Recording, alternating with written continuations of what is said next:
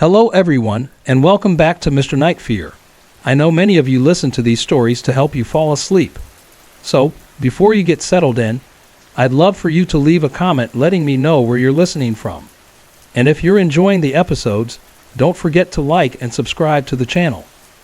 Now let's get comfortable, relax, and begin. This happened about 16 years ago, back when I was still living in a quiet little town called Silver Pines, just outside of Denver, Colorado. I was born and raised there, one of those places where everyone knows each other, where life moves a little slower.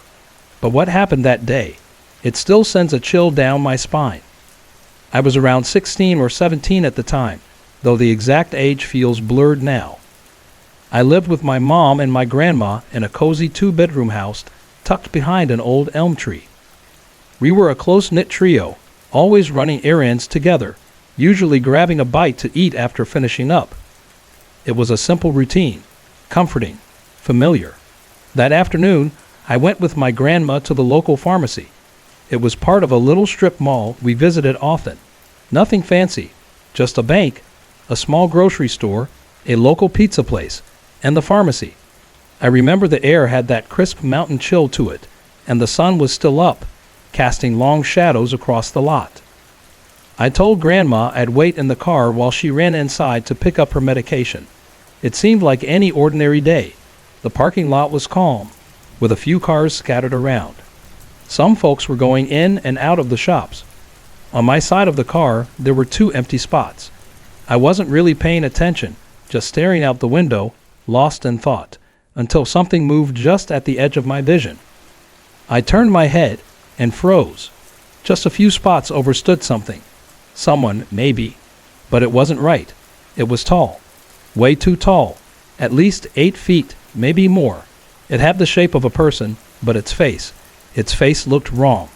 It was smooth and distorted, almost like someone had tried to sculpt a face from flesh-colored wax and gave up halfway through. No clear eyes, no mouth, just faint dips and ridges where features should have been. And its hair, patchy and wiry, like rusted steel wool clinging to its scalp. And then it waved at me. Not a casual wave either. It was frantic, wild, like an overexcited child trying way too hard to get your attention. Its arms flailed, bending at odd angles. It was grotesque and desperate. My stomach flipped. Every part of me screamed to look away, but I couldn't. All I could think, on repeat, was, "What is that? What is that?"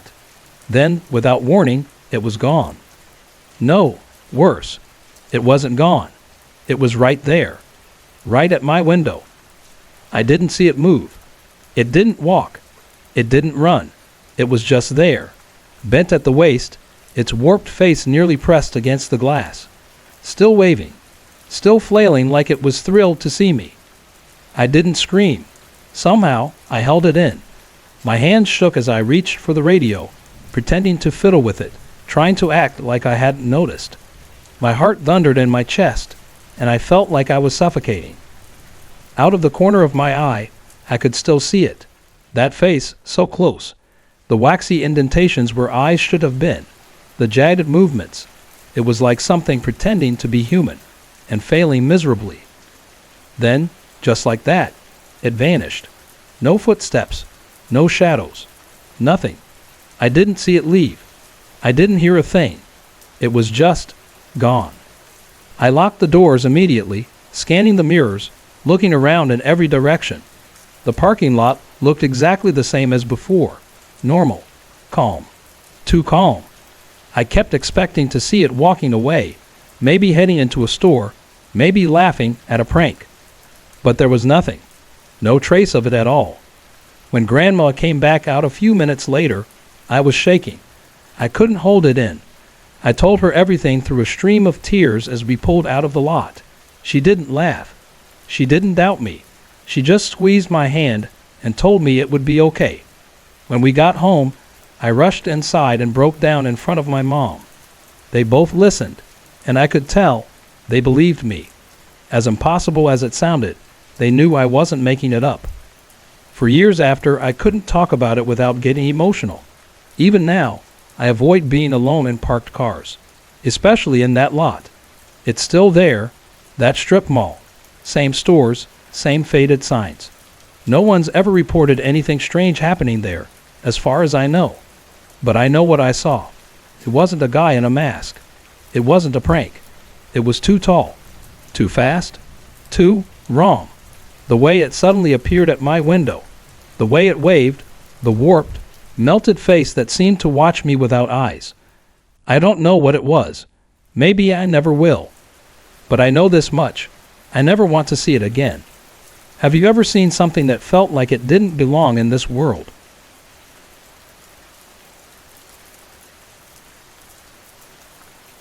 It was January 1993, the kind of night where the cold clings to your bones and the stars feel unnaturally bright. My girlfriend Sarah and I were driving home from a late movie at the old Twin Pines Theater just outside of Silver Springs. The roads were quiet, eerily so. It was about 12:30 a.m., and the town felt like it had gone to sleep hours ago. We were heading east, climbing up a stretch of highway locals called Ravens Hill. I eased into the slow lane as the incline steepened, and that's when it happened. A man appeared in front of us, just like that. 1 second the road was clear, and the next, he was there, maybe 20, 30 feet ahead at most.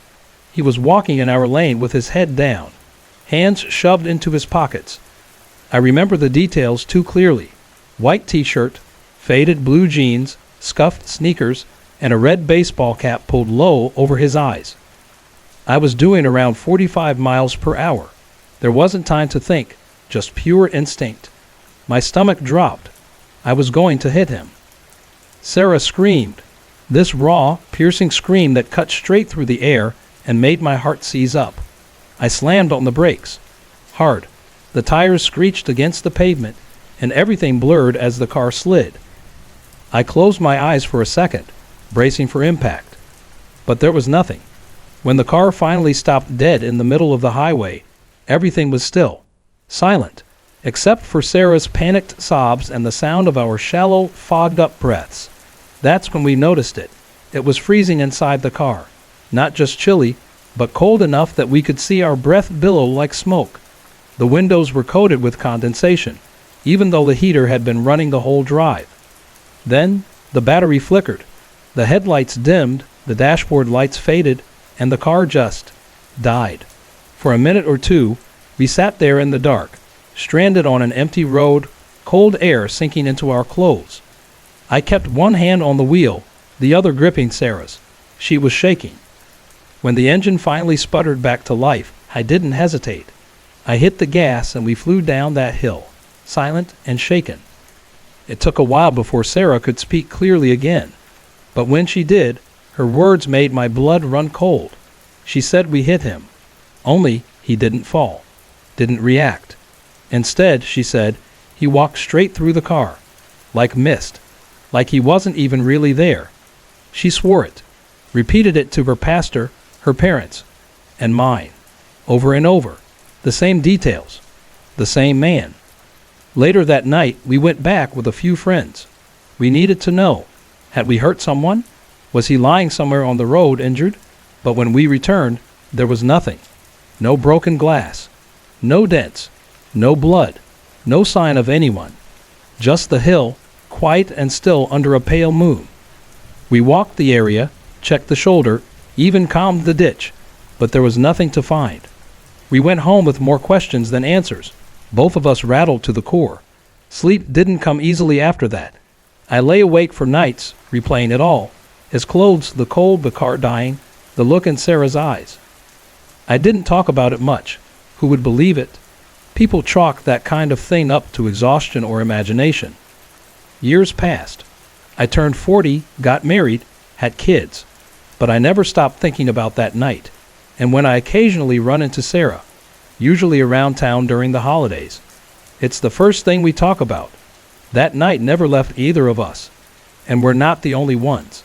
Since then, I've met at least 2 other people who claimed they saw a man on Ravens Hill who looked exactly the same. One of them was a truck driver, the other a college kid driving home late one weekend. Same story, same red cap, same spot.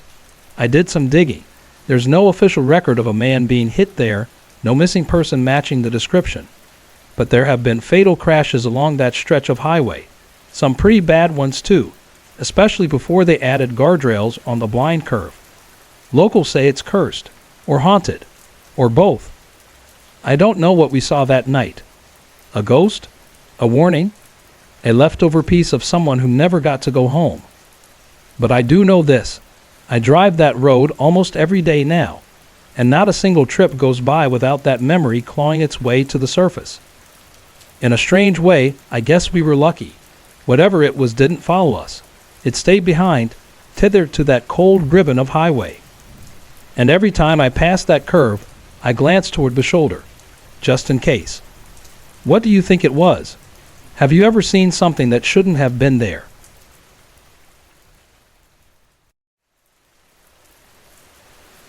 I was 16 when this happened. During the fall, I spent living with my Aunt Melissa in a quiet little town called Silver Pines, nestled deep in the Oregon woods. My parents were going through a messy divorce, and staying with my aunt was supposed to give me a break from all the chaos back home. I thought the change of scenery would be peaceful. I was wrong. The first time I saw her, it was a bright, chilly afternoon in October. Aunt Melissa and I were standing near the large picture window in the living room, sipping tea and watching the wind sweep through the leaves in the overgrown field next door.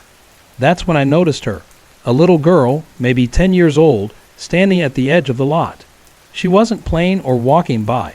She was just staring right at us. At first, I brushed it off. Silver Pines might have been small, but there were still a few kids in the area. But something about this girl felt off. She was wearing a torn, faded nightgown that looked like it belonged in a different decade. Her dark hair hung in tangled clumps, and her skin looked pale, almost grayish, like she hadn't seen sunlight in weeks. She didn't move. She just stood there, watching. I turned to Aunt Melissa and asked, "Do you see her too?" She froze. Her mug stopped halfway to her lips. Then she followed my gaze and whispered, "Poor thing. I don't recognize her. She might be lost." Her voice had a strange tightness to it.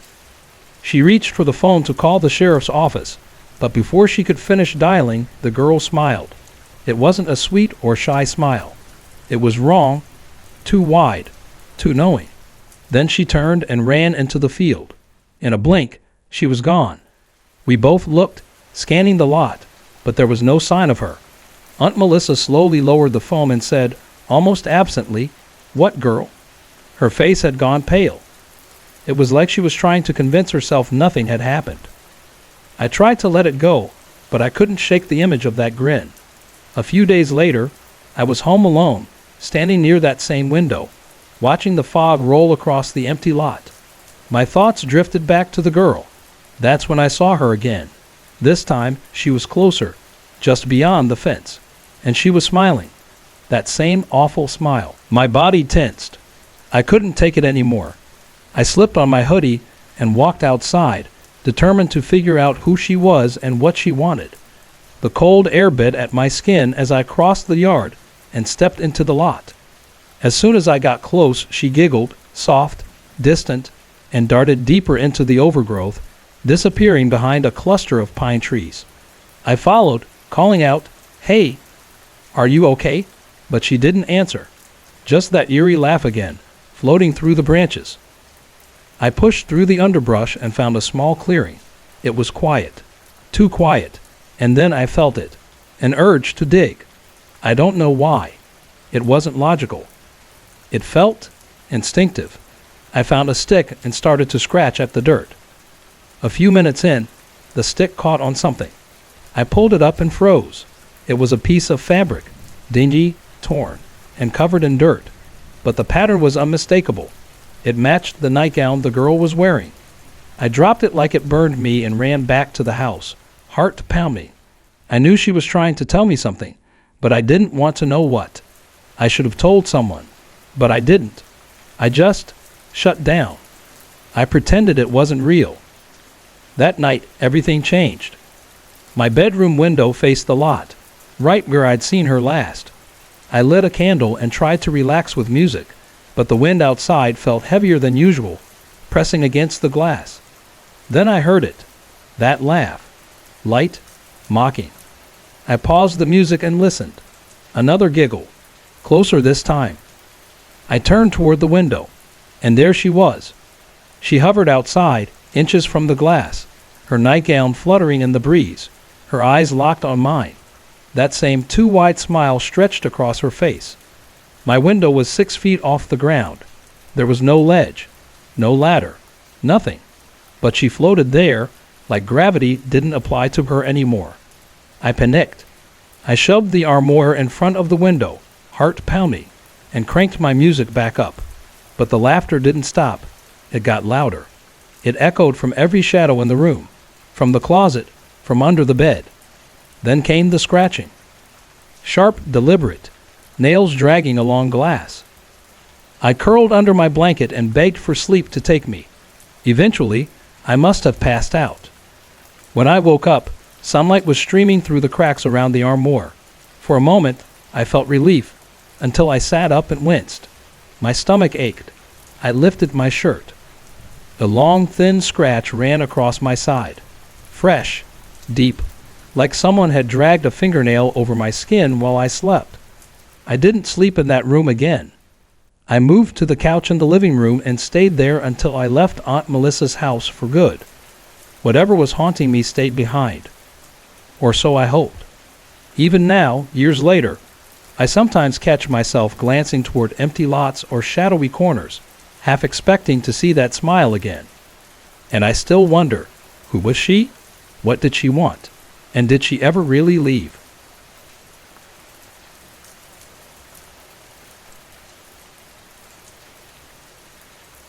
In late 2005, I opened a small day spa on the edge of the historic district in Silver Springs, a quiet little town tucked between foggy hills and pine forests. It was a dream I'd been working toward for years, and we finally opened our doors during the first week of December. At first, it was everything I hoped it would be. Peaceful, cozy, normal. But just 2 weeks before Christmas, little things started to feel off. It began with the smallest sounds, faint creaks, the soft scrape of something shifting in the next room when no one else was around. I chalked it up to the age of the building. It had been standing since 1912, after all. I figured it was just the structure settling, old wood and winter drafts. Then one of the lights in the facial treatment room started acting strange. I always turned it off before locking up, but come morning, it would be glowing like someone had flicked it on after hours. At first, I thought maybe my mom, who sometimes came in to help, had left it on. But when I asked, she insisted she hadn't even been in that room. The oddness grew from there. By the summer of 2006, things had escalated. One afternoon in June, my mom called while she was working with a client named Danny. She sounded confused. "Why didn't you say hi when you came in?" she asked. I told her I hadn't returned to the spa since I'd left earlier that morning. She paused, then said she and Danny had both clearly heard the front door open and close, twice, like someone had walked in. Danny confirmed it. They were certain it was me. Over the months, those strange little things became routine, especially around the holidays, oddly enough. That seemed to be when whatever it was got more active. In early December 2007, I was working late with a client named Ann. We chatted about the odd things that happened, laughing, trying to keep the mood light. After her pedicure, I went to drain the water from the spa chair, but the pump wouldn't turn on. It had been acting up, so I figured I'd try again later. About 45 minutes passed. When I returned, the pump was still busted, but the water was gone, drained clean. Ann raised an eyebrow. "Guess your ghost has a cleaning streak," she joked. By then, I'd gotten used to that eerie sensation, that feeling of being watched, especially from the hallway just outside room 3. More than once, I sensed someone standing right in the doorway, but when I turned to look, no one was there. Lights continued to flick on when no one had touched them. Little items, combs, towels, lotion bottles, would be in the wrong place without explanation. A week before Christmas that year, the energy in the spa shifted again. Everyone noticed it. Lauren, one of the girls who worked the front desk, rolled her eyes when we mentioned it. "You guys are just spooked because it's December," she said with a laugh.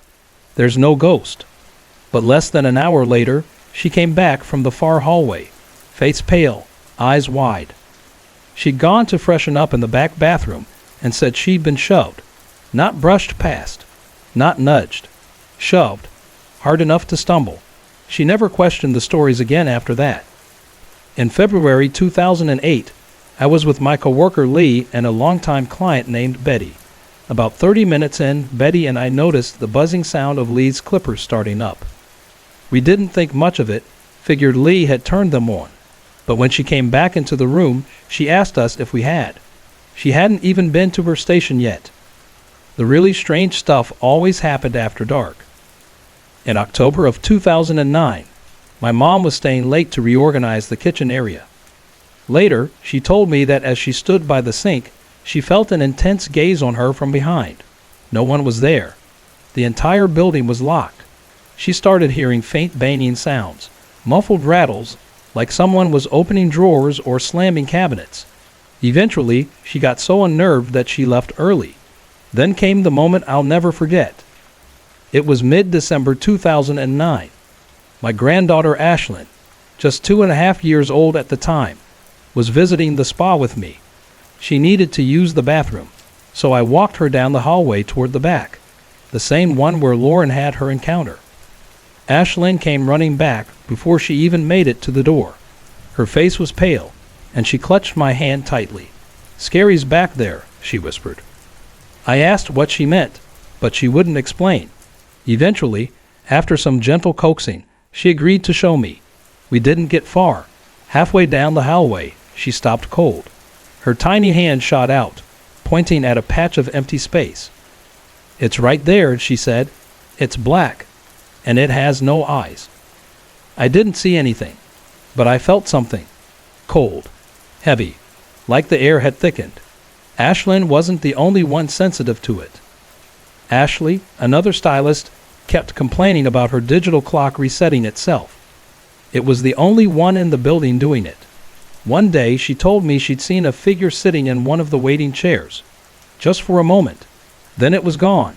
Jonna, who came in part-time for massage therapy, told me she often felt eyes on her, especially when she was alone. I hadn't told her anything before she brought it up. Whatever haunted the spa didn't seem to mean harm. It never injured anyone.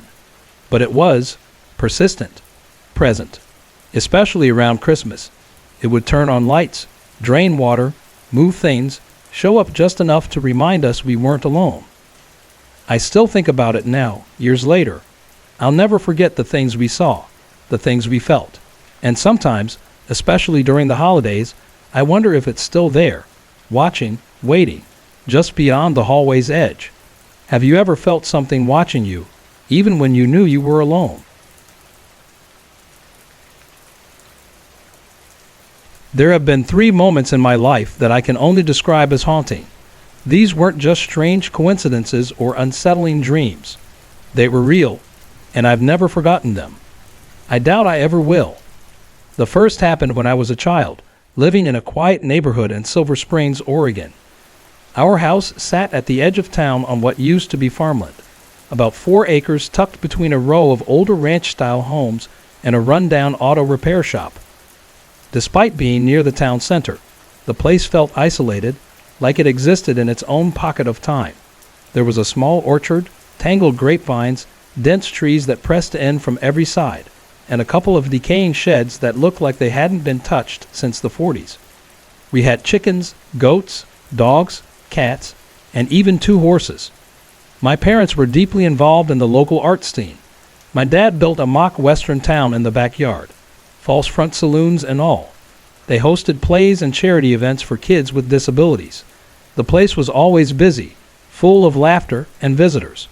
But beneath all the noise and activity, the house itself felt wrong. There was this weight to it, like the walls held their breath when no one was looking.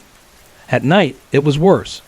I remember lying in bed, eyes wide open under the covers, hearing the sound of boots on hardwood floors. Heavy, deliberate steps. They always started at the back of the house, near the mudroom, then moved through the dining room, into the kitchen, then across the living room. Every single night, the footsteps would pause at the hallway, just outside our bedrooms. I could feel it, something standing there watching. Sometimes I'd hear breathing, deep, heavy, almost wet sounding. Then just as suddenly, the steps would turn and fade away. And always, right after they vanished, I'd hear a loud crash, like a window shattering. But when we got up to check, nothing was ever broken. After a while, we stopped looking. It didn't stop until my parents split up and my mom moved my sister and me to Tennessee. But right before we left, my mom shared the story with one of our neighbors, an older woman who lived there since before the houses were built. She told us something we never knew. Decades earlier, a man had been crushed to death by falling equipment while clearing the property. She said, "I think he stayed behind to keep watch." The weirdness wasn't just inside. Even when I played outside in the orchard or near the sheds, I always felt like I was being watched. One night, a family friend was staying over after an argument with his wife. He slept on the couch in the living room. In the middle of the night, he shot up yelling, "Hey, get off my feet," twice. My dad turned on the light, and the guy was pale, trembling. "I thought the kids were playing around," he said, "but it wasn't them." He left that night and never came back. Sometimes I'd hear someone calling my name, soft and far away. It always sounded like my mom. But when I ran to her, she'd look surprised and say, "I didn't call you." Strangely, she always seemed to need my help at that exact moment, like someone, was trying to warn me. Years later, when I was married, my husband and I lived in a rented cottage just outside of Rock Hollow, Virginia. He was stationed at a nearby naval base. The house was small but charming, sitting next to an old Victorian mansion near preserved Civil War fields. We'd take evening walks through the battle site, quiet meadows lined with rusted cannons and overgrown trenches. One night, after cutting through the field on our way back from a neighbor's bonfire, something odd happened. We went to bed like normal, but hours later I woke up crying, not just teary-eyed, but full aching sobs. I didn't know why. I couldn't stop. Then, out of nowhere, there was a loud bang, like a gunshot, and a flash of white light lit up our entire bedroom. Our dog, normally calm, leaped onto the bed, shaking uncontrollably. We ran outside, thinking maybe a transformer blew or a car backfired. But everything was silent. No smoke, no cars, just stillness. It was like nothing had happened. But our dog refused to sleep alone after that. For days, she wouldn't leave my side. Then things got stranger. On mornings when I was home alone, I'd nap and suddenly feel trapped inside my body. I couldn't move or open my eyes. I'd be screaming inside my head, fighting to wake up. Each time, it felt like something was holding me down, whispering that if I gave in, I wouldn't come back. I was only ever able to break free by sheer will. It never happened when my husband was home, only when I was alone. The final event in that house came while we were packing to move. I was exhausted, standing in the kitchen, when I placed a book on top of the fridge and laid down for a break. As I started to doze off, I suddenly felt like I was being pulled toward the wall, a swirling dark circle forming there, sucking me in. I couldn't move. I couldn't cry out. Just before I blacked out, there was a loud crash. I shot up and ran to the kitchen. The book was across the room, not fallen, thrown. That was the moment I knew something in that house had been after me, and something else had saved me. The last experience came during a rough patch in my marriage. I'd moved into a small apartment in Maple Ridge, Pennsylvania, a 2-bedroom place directly across the street from an old cemetery. I tried not to think about it, told myself it was just a place for the dead to rest.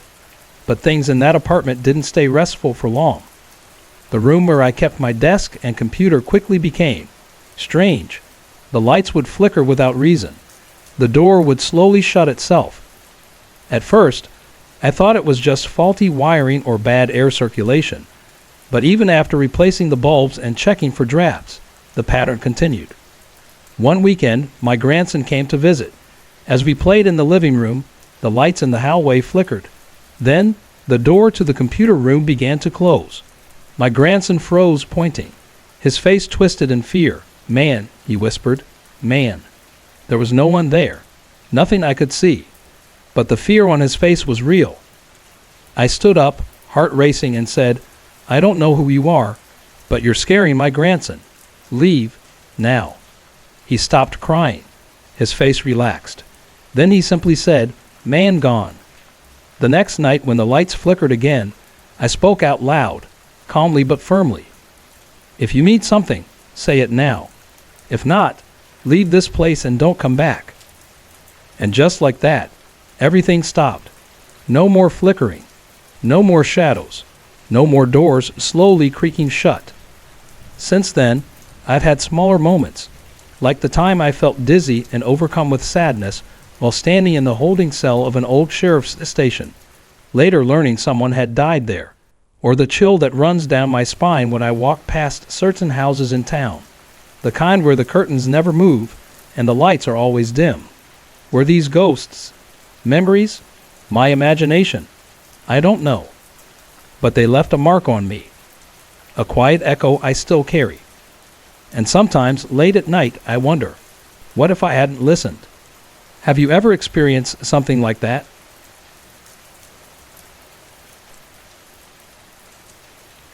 Back when I was in high school, my older brother, Mark, was dating this girl named Rachel. Rachel had a younger sister, Emily, who was one of my close friends.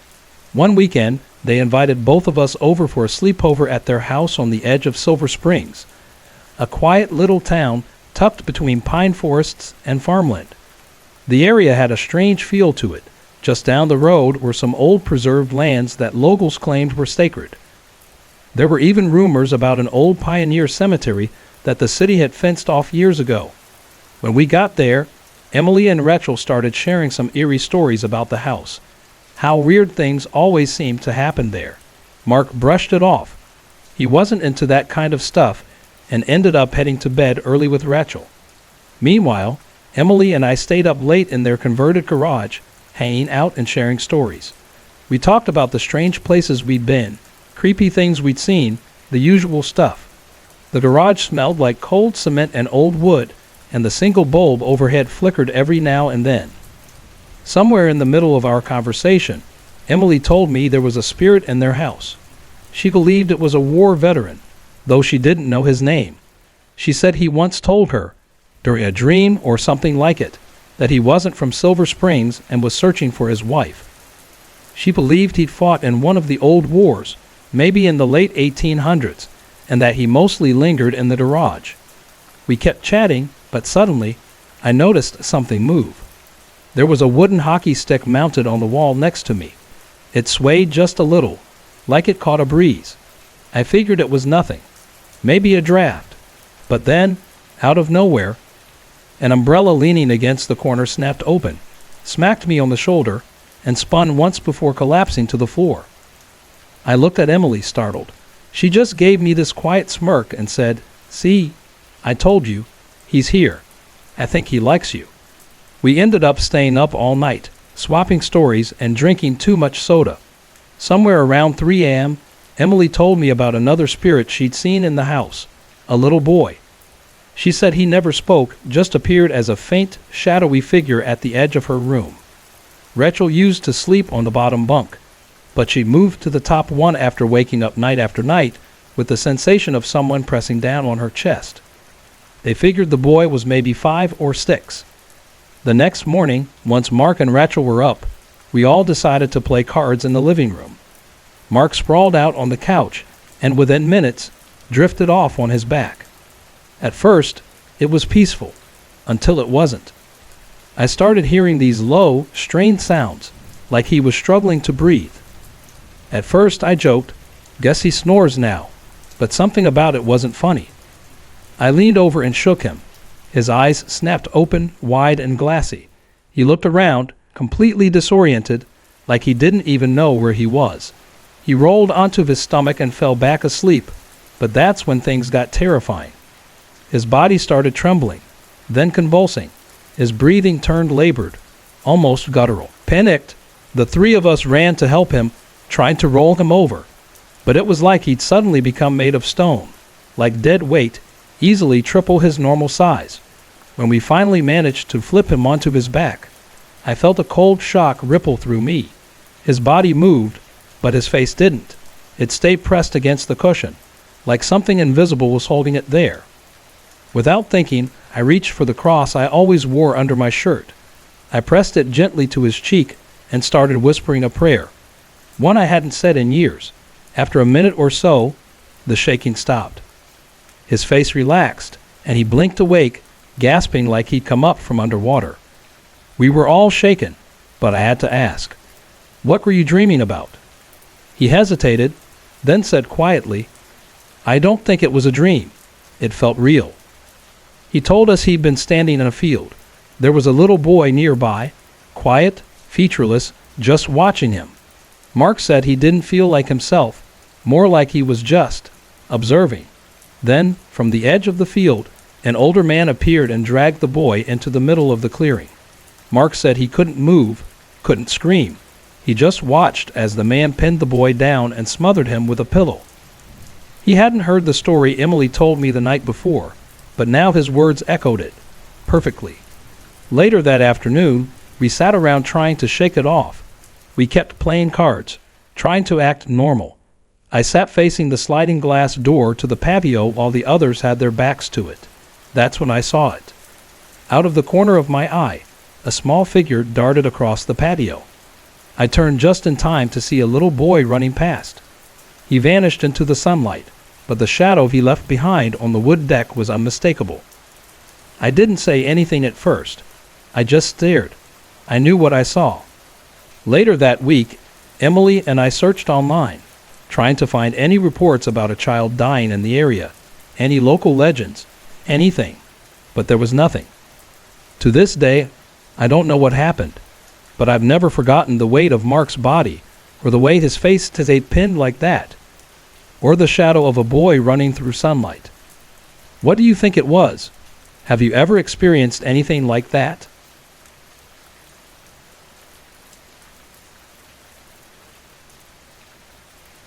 I never had any real encounters with the paranormal growing up.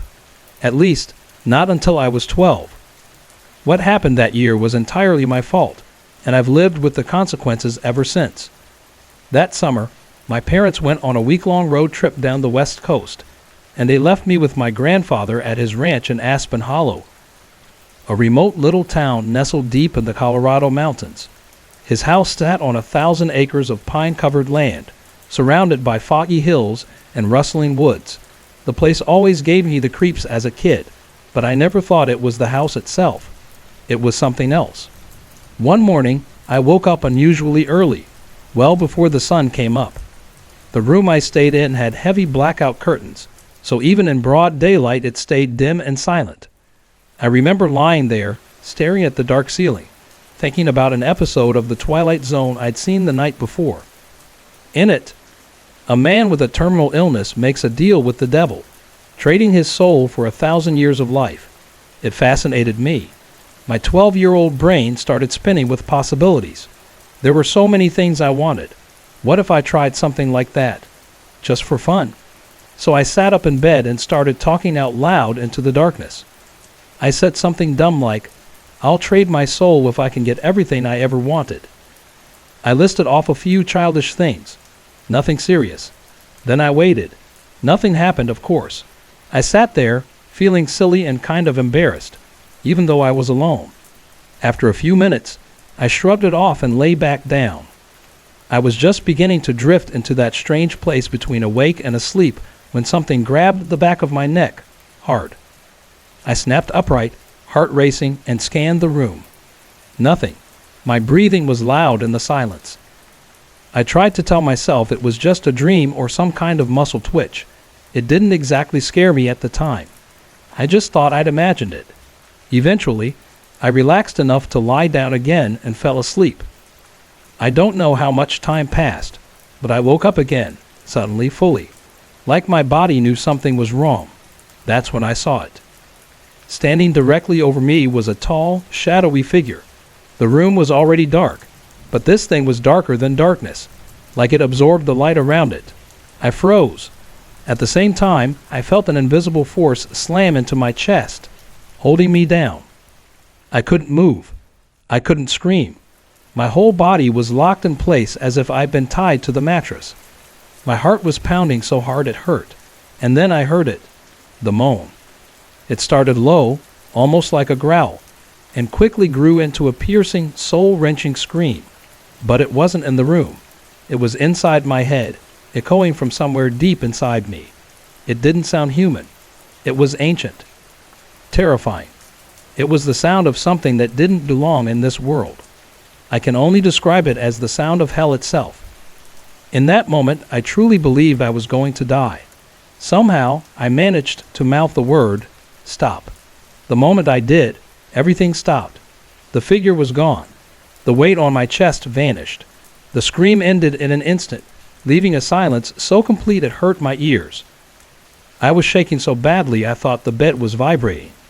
I lay there, frozen, praying harder than I ever had in my life, begging for it not to come back. After what felt like hours, I worked up the courage to bolt from the room. I ran down the hallway, barefoot, nearly tearing the door off its hinges as I escaped into the hallway light. That was the worst experience of my life, but it wasn't the last. For years after that, I was visited by the same oppressive presence.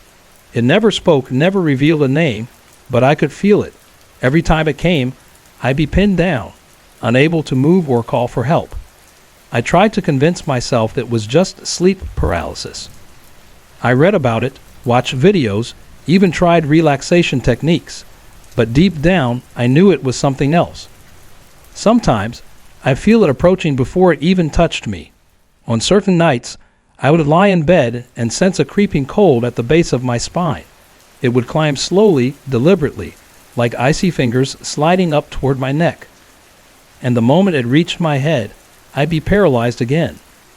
I learned to fight it off by tensing every muscle in my body, resisting the pull. But I couldn't do it forever.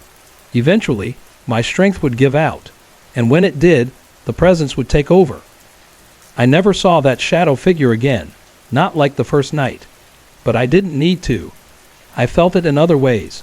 There were nights when I'd hear an ear-splitting buzzing in my ears, like static turned up to full blast. Other nights, it was just a crushing wave of fear that slammed into me out of nowhere, leaving me breathless and sweating. And then there were the dreams. They weren't normal nightmares. They were vivid, too real. I saw twisted faces, endless black hallways, screaming mouths that never closed, darkness that moved like it was alive. I'd wake up drenched in sweat, shaking and crying.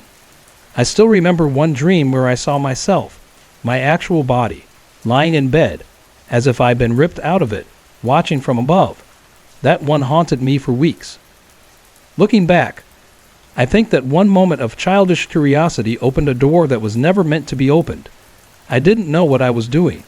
I was just a kid, but I said the words, and something heard me. Something answered. I rarely spoke about what I was going through. I didn't want people thinking I was crazy, but those years marked me in ways I can't fully explain. The visits became less frequent over time. I'm older now, and they hardly happen anymore. But I still sleep with the lights on some nights. I still pray before I close my eyes, because I know what I saw, what I felt, and I know it's still out there, waiting, watching. And if you're ever tempted to say something into the dark, even as a joke, don't. Some doors, once opened, never truly close.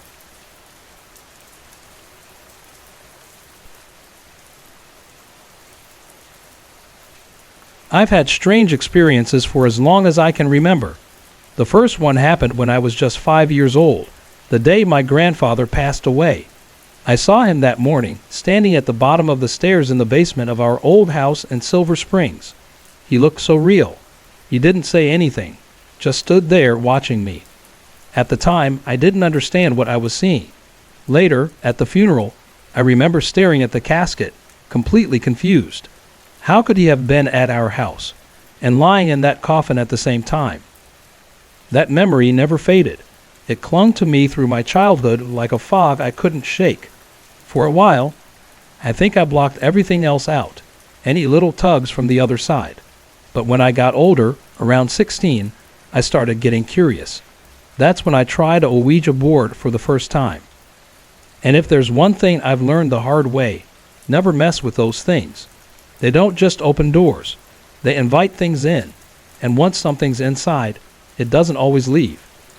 After the first few sessions, things started changing around the house. The air felt heavier, like someone was always watching. Almost every night, I'd hear slow footsteps outside my bedroom door. Always the same. Step, step, pause. Then they'd turn away. At first, I thought it was my mom checking on me, so I just keep my eyes closed, pretending to be asleep. But eventually, curiosity got the better of me. One night, I sat up quickly. No one was there. Just an empty hallway and the kind of silence that hums in your ears. It became routine. The sounds. The feeling of someone just outside the door. And every time I looked, it was always the same. Nothing but cold air and a growing sense of unease. One evening, while I was on the phone with a friend, there was this loud crash from the basement. It was sharp, like metal hitting concrete. I thought maybe the old TV down there had fallen, so I set the phone down and headed for the stairs. But before I even made it halfway, another crash echoed from upstairs. My friend heard it too. That's what freaked me out most. It wasn't just in my head. I checked everywhere. Upstairs, downstairs. Not a thing was out of place. Nothing had moved. Nothing had fallen. Later that night, something even weirder happened. The stove timer, one of those old analog ones, started ringing. No one had touched it. You have to physically turn it and push it in for it to ring. And yet, it did. Loud and clear. Then it happened again. And again. Always around 2 or 3 a.m. Eventually, I told my mom. She just gave me this look and said, "You're not crazy."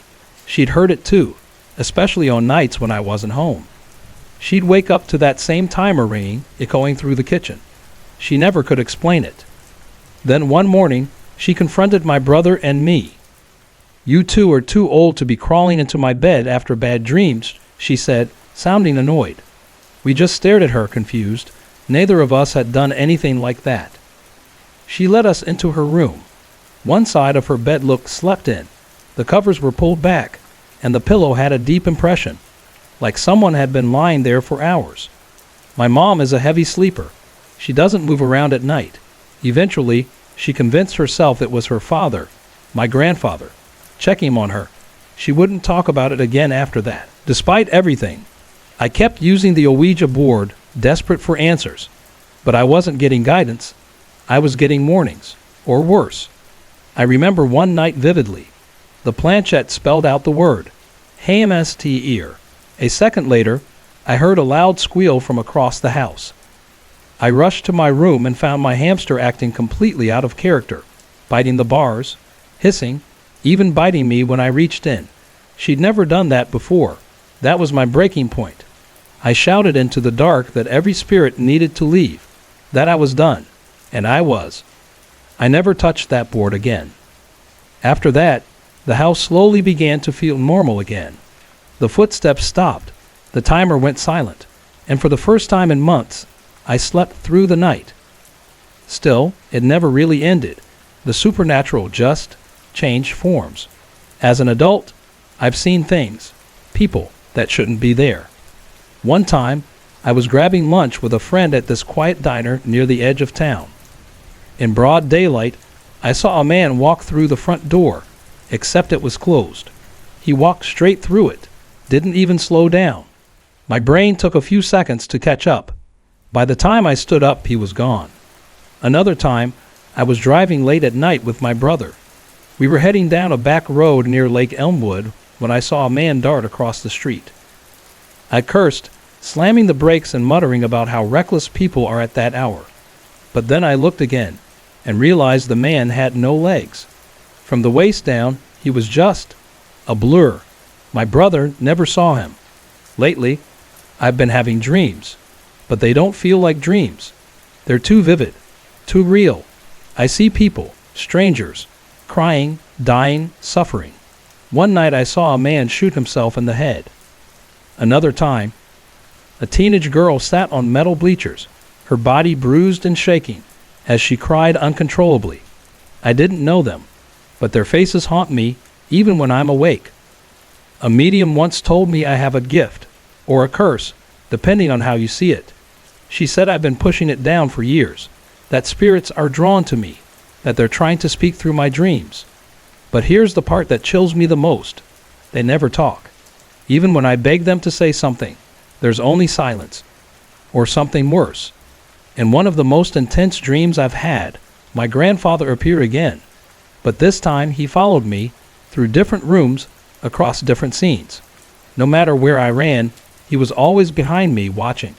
At the end of the dream, I turned to him and screamed, "What do you want?" The room started shaking violently. Things flew off shelves, lights shattered, but only in the dream. I woke up in bed, drenched in sweat.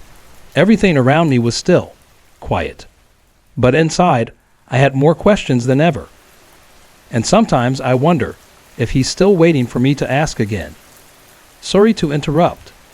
If you're enjoying the story, let me know in the comments and tell me where you're watching from. Don't forget to like and subscribe for more.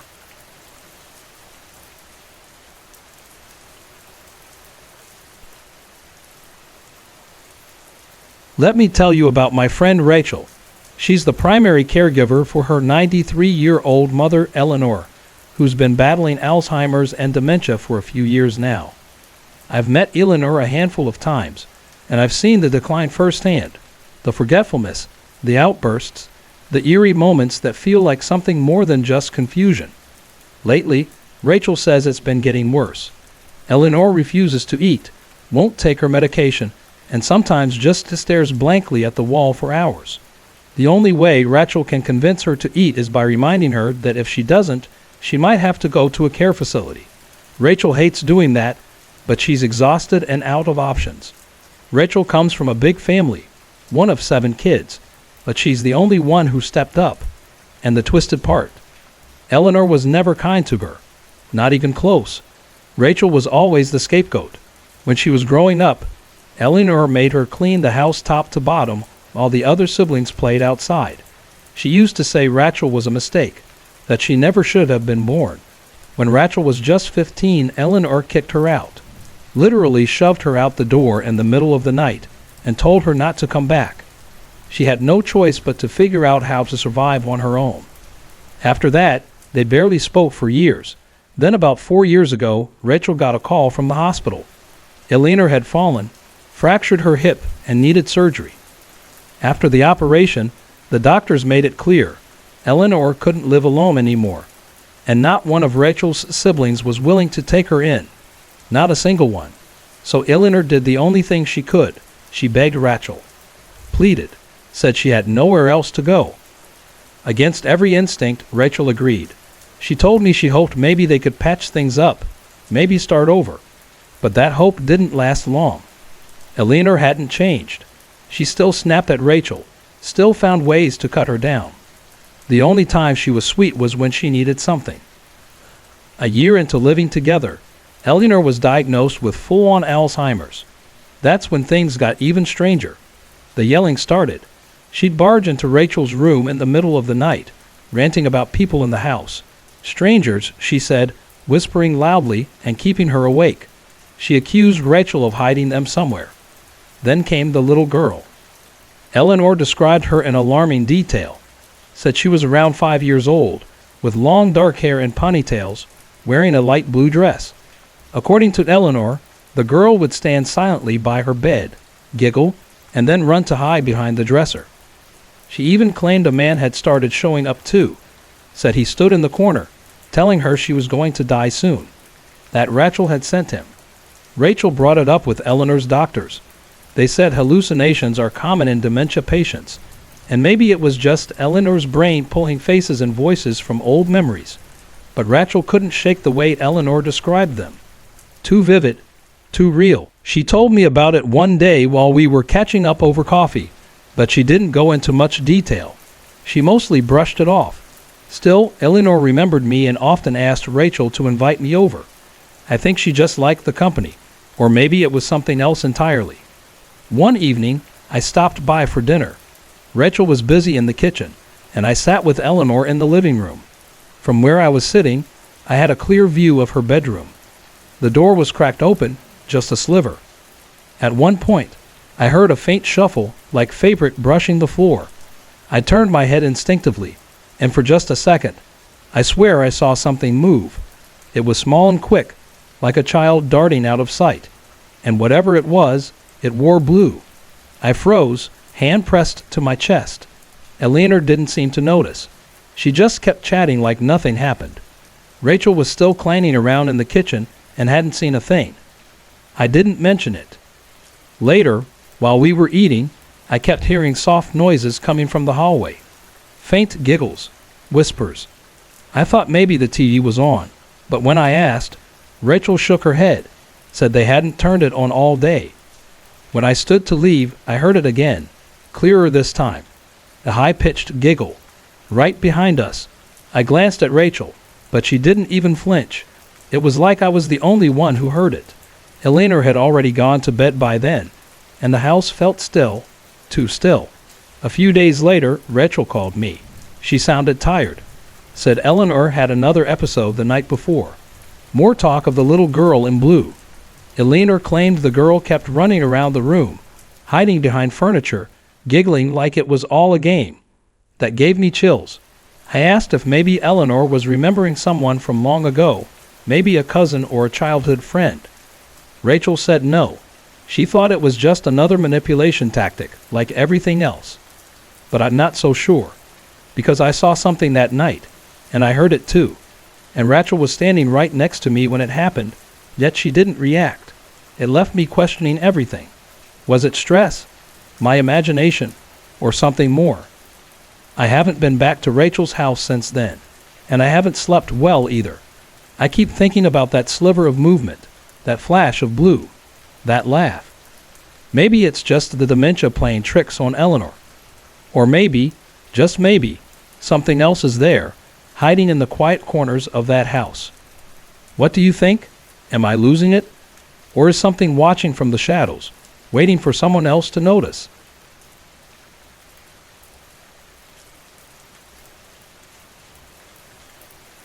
Moving during high school was rough. I was a sophomore when my parents decided to start over and open their own business. That summer, we packed up and left everything behind, relocating about 40 miles from where I'd spent my entire life. Back then, those 40 miles felt like we'd crossed into a whole new world. The house we moved into came with baggage, literal and otherwise. The previous owner was a recently divorced woman with 2 kids. She couldn't keep up with the mortgage anymore, so we worked out a sort of home swap arrangement. Her family bought our house and we bought theirs. We met them a few times during the move. Her kids were Eric, who was around 12, and Madison, who was 14. Eric was your typical preteen, glued to a handheld game and mostly indifferent. But Madison, she was different. She radiated anger at her mom, the divorce, the move, everything. And she didn't bother hiding it. I watched her curse out her mom right in front of us like it was nothing. The kind of raw emotion that makes the room go quiet. One visit really stuck with me. Madison brought me up to what would become my room. It looked like any regular teenage bedroom. Posters on the walls, a twin bed, scattered books. But the way she looked at me was unforgettable. She stood in the doorway, stared me down, and said, "You might sleep here now, but it'll always be my room." Her voice was cold, cutting.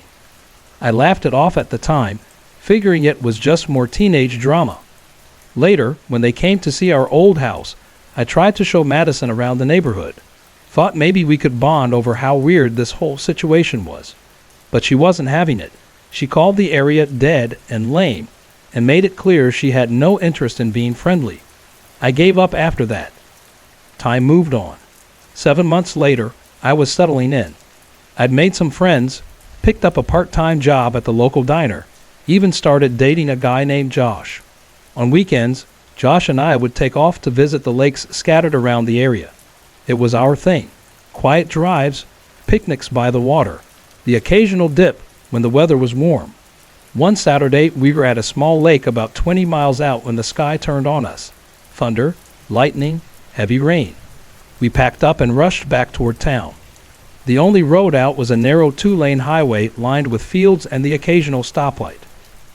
We weren't far from the lake when traffic came to a dead stop. Sirens wailed in the distance, and soon emergency lights were flashing up ahead.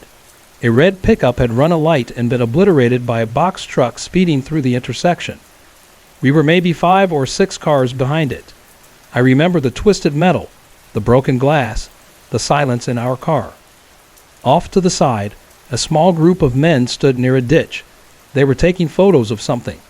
I looked just for a second and instantly wished I hadn't. There, partially buried in wet grass and weeds, was what looked like a girl's skull. Long, wet brown hair clung to it. I still feel sick remembering that moment. That night, I barely slept. I couldn't shake the image. The next morning, my mom came into my room with a strange look on her face. "The girl in that wreck," she said slowly. "It was Madison." I felt the air leave my lungs. I hadn't seen her in months, but suddenly, I could hear her voice again. "This will always be my room." For a while, life returned to normal, or something close to it. But about a month after the accident, things started to feel. It began one night when I woke up out of nowhere, completely alert. My bed was pushed against the wall, and I was lying on my side facing it. I couldn't bring myself to roll over. There was someone, next to me. I couldn't see it, but I could feel it. Something long, solid, cold. It stretched the length of my bed. For a horrifying moment, I imagined a coffin had been placed right beside me. I didn't move. I just stared at the wall until I finally drifted back to sleep from sheer exhaustion. I didn't tell anyone. I mean, who would believe that? Over the next few weeks, weird things kept happening. Lights would flicker when no one touched the switch. I'd hear footsteps behind me on the stairs when I was home alone. The garage door would make sounds like it was opening. Loud, mechanical sounds, but it never moved. My dog would bark at the corners of my room at night, tail stiff, eyes locked on something I couldn't see. Doors slammed shut. Windows opened on their own. One time, a glass shattered in my hand. Just exploded. Items I'd set down would disappear and then reappear later in places I hadn't touched. I told myself I was imagining things. Stress, hormones, maybe even guilt. But then my friend Adam came over one afternoon. While I was upstairs getting ready, he stayed downstairs playing with my dog. When I came back down, he looked pale. "There's something in this house," he said quietly. I felt it. "I don't want to stay here." We left right after that. That was the first time I said out loud that I thought something was wrong. But the worst night came a few weeks later. I'd gone out a couple of times with this guy named Brian. He was a little clingy, but harmless, or so I thought. One evening, he showed up uninvited. I tried to be polite but firm, hoping he'd get the message and go. He didn't. So I went upstairs, locked the bathroom door, and took a long shower to kill time.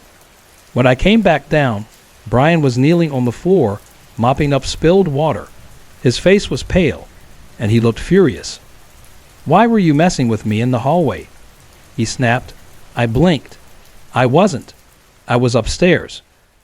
His face drained of color. He said he'd seen someone, me, he thought, darting back and forth across the hallway, peeking out, then disappearing again. He was sure I'd snuck up behind him and startled him into dropping the glass. But I hadn't left the bathroom. He left immediately, and so did I. I couldn't be alone in that house, not that night. The strange things didn't stop. They never did.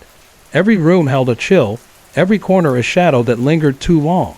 I hated that house. It never felt like it belonged to us. Eventually, my mom and I had a heart-to-heart. I told her everything, and to my shock, she didn't dismiss it. In fact, she admitted she'd seen things too. She told me she believed Madison never really left, that maybe she was still angry, still staking her claim. She even said she'd seen Madison, her shape, her face, standing in the hallway or by the window. Once, she swore she saw her sitting on the edge of my bed. My mom said she tried to talk to her, to ask her to leave us alone, but it never worked. That house changed me. Before that, I wasn't sure if I believed in ghosts. Now, I know better. Madison never got to choose where she ended up. But in her mind, that room, my room, was hers, and she made sure I never forgot it.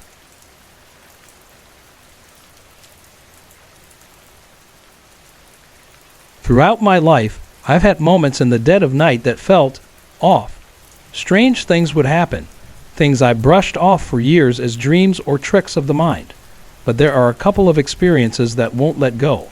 No matter how many times I try to explain them away, they linger. They feel more real than anything else I've lived through. The first one happened when I was a kid. My family was camping in the mountains near Pine Lake, Colorado. My brother and I were bundled up in one of those small camper beds. I couldn't fall asleep that night. I kept tossing and turning, and then, without warning, this cold pressure started crawling up my spine. It stopped right at the base of my neck. I couldn't see anything, but I knew something was there, something heavy. The feeling was so intense, I squeezed my eyes shut, just trying to will it away. But that's when I saw something worse. A pair of burning, red eyes etched themselves into my mind. I don't remember the rest of the face, but those eyes were enough to make my heart pound with a kind of fear I'd never felt before. I tried to stay calm, barely breathing, repeating prayers in my head. A friend had once told me that evil feeds on fear, that demons thrive on it. But the more I prayed, the more the fear consumed me. Finally, I started whispering the words to "Jesus loves me," hoping they'd help. And weirdly enough, they did. Slowly, the heaviness started to fade. And then, out of nowhere, the camper's overhead light flicked on. No one had moved. No one had touched the switch. I got up to turn it off, but the light switch was still off. I had to click it on and then off again to get the light to shut down. That never happened before, and it never happened again. But that light came on when I needed it the most. That night shook me, but what happened years later left a scar I still carry. It was the week before Christmas in 2009. I was 22, my son Chase had just turned 11 months, and my husband was working the overnight shift. I just wrapped up the semester at community college and needed a break, so I planned a quick midweek getaway to my parents' old lake house near Aspen Falls, Oregon. Just me, Chase, and two close friends, Emily and Ryan. It was supposed to be low-key, a few quiet days before the chaos of the holidays. On the drive-in, we passed a clearing where moonlight lit up the lake like a mirror. I pointed it out to Emily, who was riding shotgun, but she didn't say much. Her face looked pale, like she'd seen something. When I asked if she was okay, she just whispered, "Yeah, I'm fine." But I knew her. Something had spooked her. Emily always claimed she could sense energy, said she could feel when something evil was nearby. I'd always chalked it up to stories, but that night made me wonder. When we got to the cabin, things felt normal enough. We unpacked, chose our rooms. Ryan took the guest room up front. Emily picked the one across the hall from mine, and I stayed in the master bedroom with Chase. Originally, Emily was going to share my room, but she changed her mind last minute. Said she needed space. I didn't press her on it. That night, Chase started crying like I'd never heard before. He wouldn't stop. Nothing soothed him. Emily took him for a bit, and strangely, he calmed down in her arms. But the second she tried to lay him back down, the crying started again.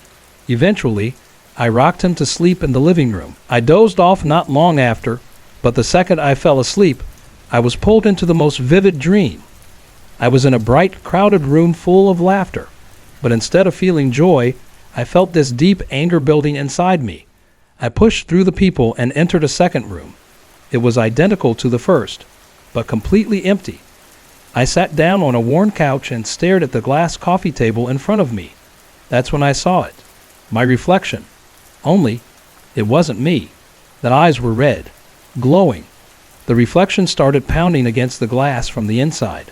Then the table shattered. I woke up gasping, heart racing, the room around me heady with something I couldn't name. Chase whimpered in his sleep, a strange, warbled sound I'd never heard from him before. I looked toward the open bedroom door, and the darkness there didn't feel natural. It was thick, like a wall, I closed my eyes and tried to sleep again. But every time I did, I slipped into sleep paralysis. I couldn't move. And when I finally snapped out of it, I felt something sit on the edge of my bed. I sat up fast. Nothing. My dog, usually curled up next to me, had disappeared under the bed and refused to come out. I grabbed Chase and rushed to Emily's room. One look at me, and she didn't ask questions. We moved Chase's crib in with her. When we tried to shut the door, it fought us, like someone was tugging it from the other side. We pushed harder, got it shut, and locked it. That's when Emily told me why she'd avoided my room. She said it felt off. She also told me about a dream she'd had the night before. She'd been driving through a forest at night, past a lake, when the trees turned into the gaping mouth of a demon. The next morning, Chase stared at something behind me and burst out laughing, giggling like crazy. I turned around, but no one was there. Later that day, I found myself unusually irritable, snapping at Chase in a way I never had before. Emily told me to rest. When I woke up, the anger was gone. That night, the smoke alarm went off, but not the one near the kitchen. It was the one just outside the bedroom door. Ryan came to check on us and offered to sleep nearby, but even he seemed on edge. We tried settling in another room, but then we heard a crash. We ran to check and found the door to the master bedroom wide open. It swayed slightly, like it had just been slammed. We stayed up late, the three of us talking, sharing stories, praying, remembering times in our lives when we felt safe. Slowly, that heavy presence started to fade, and then, in perfect sync, Emily and I both whispered, "It's gone." It felt like something had been lifted off my chest, something I hadn't even realized was weighing me down. When I got back home, there were a few minor things. A door creaking open, cold spots in the hallway, but nothing like the cabin. One night, I stood in my living room and said out loud that I wasn't afraid anymore, that whatever it wasn't welcome. And just like that, it stopped. I haven't felt that presence since, and I hope I never do. But sometimes, when I lie in bed at night and everything's still, I wonder if it's really gone, or just waiting. What do you think?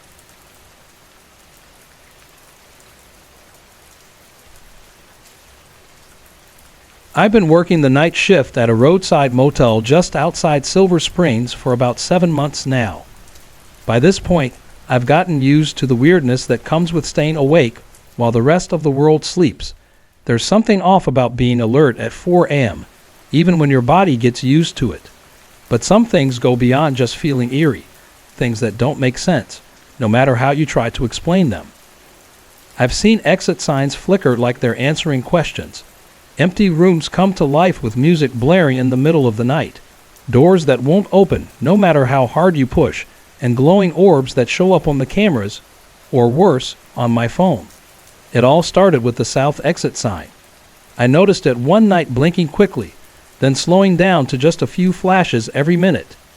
I figured it was a short or some kind of glitch.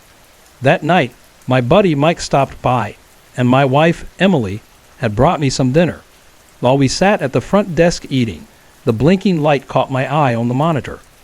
Mike, who's always been curious to a fault, leaned in and joked, "Can you see us?" Instantly, the light went out. We both went completely still, eyes locked on the screen, hearts pounding. Then Mike said, "Do you want us to leave?" The light started blinking like crazy. Emily wasn't impressed. She rolled her eyes and told us to knock it off before heading out into the stormy night. But Mike and I couldn't let it go. He stayed behind the counter watching the monitor, and I went upstairs to check things out. As I walked toward the exit sign in the hallway, I heard faint music. It was coming from room 212, the room closest to that sign. I checked the logbook. The room had been vacant for 3 days. Mike met me at the stairs, and we used the master key to open it.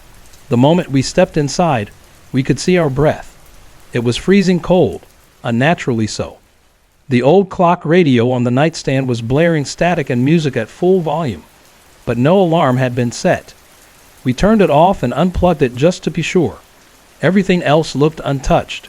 No signs anyone had been there.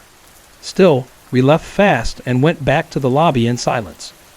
About 20 minutes later, I did my usual walkthrough to shake off the nerves. Everything looked normal until I got to the stairwell near room 212. I tried the door. It wouldn't budge. I braced my foot against the wall and shoved hard. It gave just a little before locking up again, like someone on the other side was holding it shut. I backed off, told myself it was probably humidity swelling the frame, but deep down, it didn't sit right. A few nights later, Emily came by again for dinner. Just like before, we noticed the light blinking on the monitor. So we ran a little experiment. She went upstairs, while I stayed behind and watched the feed. Every time she turned her back to the sign, it blinked. The second she looked directly at it, it stopped. We did it over and over, same result. That was the night we both agreed we were done messing with it. Things calmed down for a while. For nearly 2 months, everything was quiet. No music, no flickering, no cold rooms. I started to think it had passed, whatever it was. But then came the storm. It was one of those long, slow-moving thunderstorms, the kind that hums low and rattles the windows. I was sitting behind the counter with my laptop when I noticed movement on the monitor. A soft, glowing orb drifted across the screen, bobbing and weaving through the hallway like it had a mind of its own. It didn't act like dust or bugs. There was something purposeful about it. Curious and slightly on edge, I pulled out my phone and started recording the screen. The orb danced, faded out, then reappeared in another part of the hallway. 10 minutes passed. Then came the thud. Not a knock, not a tap. It sounded like someone throwing their full weight against the back door. Once, then again, and one more time. I stood there frozen, just listening. And then, silence. The hallway was empty. The door was locked, and the orb had vanished from the screen. That night stuck with me. It's been 2 weeks now, and things have gone back to normal, or at least as normal as they get around here. But I can't shake the feeling that something's still here. It's not malicious, at least not yet, but it knows how to get attention, and I have no idea what it wants, or when it'll decide to show up again. Have you ever stayed somewhere that felt, watch? This happened during my senior year of high school at my parents' house in a quiet little town called Silver Springs, Oregon. We just moved there from a busier part of California to be closer to extended family. The house was nothing out of the ordinary, just a clean, modern build in a calm neighborhood with trimmed lawns and friendly neighbors. During the day, it felt bright and airy, almost comforting, but something about the place shifted at night. The living room sat right in the heart of the house, between the kitchen, my parents' room, and the guest bedroom where I slept. The layout made it easy for sound to travel, especially when the rest of the house was quiet. My room was right next to theirs, with high ceilings and a big window that looked out onto the front yard and the shadowy street beyond. The first strange thing happened on a slow Sunday morning. I was curled up with a book, the kind of lazy day I'd always loved. I used a small brass bookmark, something my grandmother had given me years ago, with my name engraved on it. After a few chapters, I set the book down on my desk across the room and headed to the closet to find something to wear. I was just leaning against the closet door when I heard a sharp crack above me, like metal hitting drywall. Then something smacked my shoulder. I looked down. It was the bookmark. I just stood there for a second, stunned. I hadn't touched it. It had been in the book on the desk, yards away. I told my parents, but they brushed it off, said maybe my little sister was playing tricks, even though she was still asleep when it happened. After that, I kept the rest of the weird moments to myself. Over the next few weeks, more strange things happened. Items I knew I'd placed carefully would crash to the floor in the middle of the night. Each time, I'd sit up in bed, staring into the hallway, convinced someone, or something, was out there. I eventually started sleeping with the door shut tight. After that, the falling objects stopped like whatever it was had gotten bored. Things were quiet for a while. Then came the noises. At night, I'd hear soft sounds right outside my door, sometimes quiet whimpering, other times a light, steady scratching, like a small animal trying to be let in. I never opened the door. Deep down, I just knew whatever was on the other side wasn't something I wanted in the room with me. Years went by. I moved away for college and didn't think much about the house anymore. Nothing ever happened in my dorm or apartment, but during a visit home for spring break, something happened that still makes my skin crawl. I was staying in my old room, and since I'd grown used to sleeping with the door open, I left it that way out of habit. Around 3 a.m., I woke up suddenly, not to a sound, but to a feeling. A heavy, sinking dread sat in my chest, the kind that makes you afraid to breathe too loudly. My eyes drifted toward the hallway, and that's when I saw it. A large black German shepherd stood in the doorway, completely still. For a second, I thought it was our dog, Kipcha. She's a black shepherd mix and has always been protective. But this wasn't her. This dog was bigger. Its eyes didn't reflect the hallway light like they should have. It didn't pant. It didn't blink. It just stared at me. Then, without a sound, it turned and walked down the hallway. I didn't follow. I didn't even get out of bed. I just lay there, frozen, until the morning light came through the window. Since then, I've looked into it. I came across stories about something called the black shuck, a phantom dog seen as a warning or omen. Some say it guards certain places, others say it's something darker. I don't know what I believe, but the memory won't leave me. Later, I checked some old satellite images of the house online. Google Earth photos from years before we moved in. The previous owners had dogs, but small ones. Nothing that could explain what I saw. So now, I'm left wondering, what did I see that night? And more importantly, why did it come to me? Have you ever experienced something like that?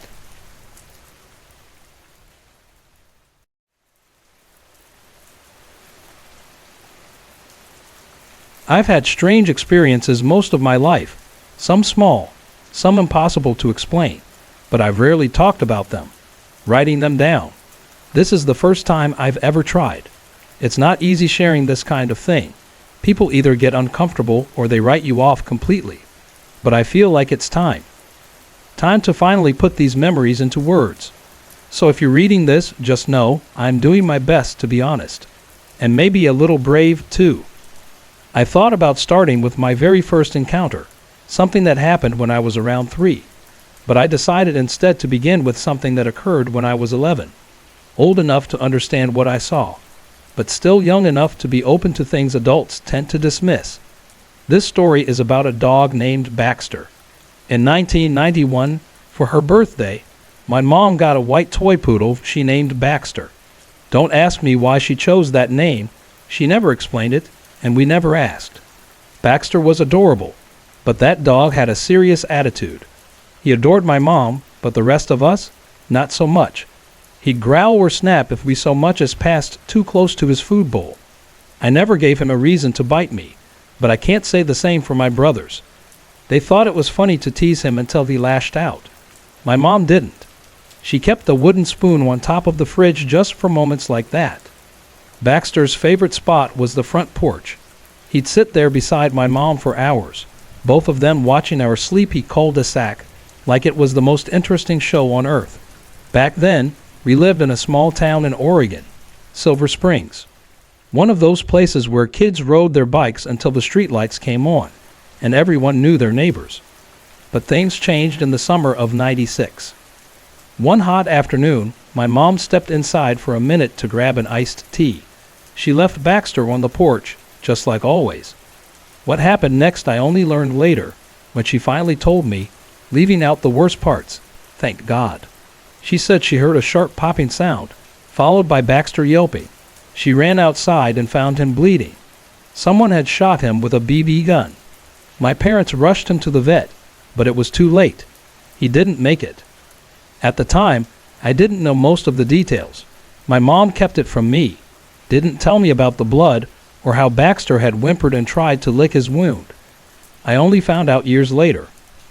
But just 2 weeks after it happened, I had an experience that still gives me chills. It was around 2 a.m. and I was sound asleep. Then something woke me. A faint sound. A wet, repetitive licking noise, like a dog cleaning its paws. At first, I wasn't scared. Our house always made little noises, pipes groaning, branches tapping the windows. But this was different. I sat up in bed, blinking in the soft glow of my nightlight. I've always needed that light, not because I'm scared of the dark, exactly, just scared of what might be hiding in it. The sound was still there, gentle, rhythmic, wet. I turned toward the corner of the room, and that's when I saw him. Baxter. He was lying on the floor in a curled-up shape, his white fur softly glowing. But there was something wrong. His left side was stained red. He was licking at a whim that kept seeping into the carpet beneath him. My breath caught. I couldn't move, couldn't scream. He didn't look like a ghost, not like the misty figures or fleeting shadows I'd occasionally seen growing up. No, Baxter looked real, tangible, bleeding out on my bedroom floor. I remember the tightness in my chest, the sound of my own shaky breathing, and then nothing. I must have blacked out. When I woke up, the room was empty. No blood, no fur, no trace he'd ever been there. I didn't tell anyone. I shoved it down like so many other strange things that had happened over the years and tried to move on. But the memory never left. Years later, during a family dinner, someone mentioned Baxter, and the mood around the table shifted. My mom sighed and said something I'd never heard before, that Baxter had actually died in our house. He'd been shot in the left side, and after he was injured, he crawled into my room and passed away there before they ever got him to the vet. I was stunned. Then my oldest brother added something else. He was the one who had cleaned up the blood. He didn't want me to see it, said he thought it might traumatize me. I finally told them what I'd seen that night. Every detail. The glow, the stain, the licking. My mom went quiet for a moment, then said she'd heard the same sounds, soft licking noises, coming from my room the night Baxter died. But she convinced herself it was her imagination. We didn't talk about it much after that. We moved on to dessert and a card game. But before the night ended, I stepped into my old bedroom. It looked smaller than I remembered. I stood in the doorway for a moment, then whispered a quiet prayer, just a simple one. It was long overdue, but maybe it helped Baxter find a little peace.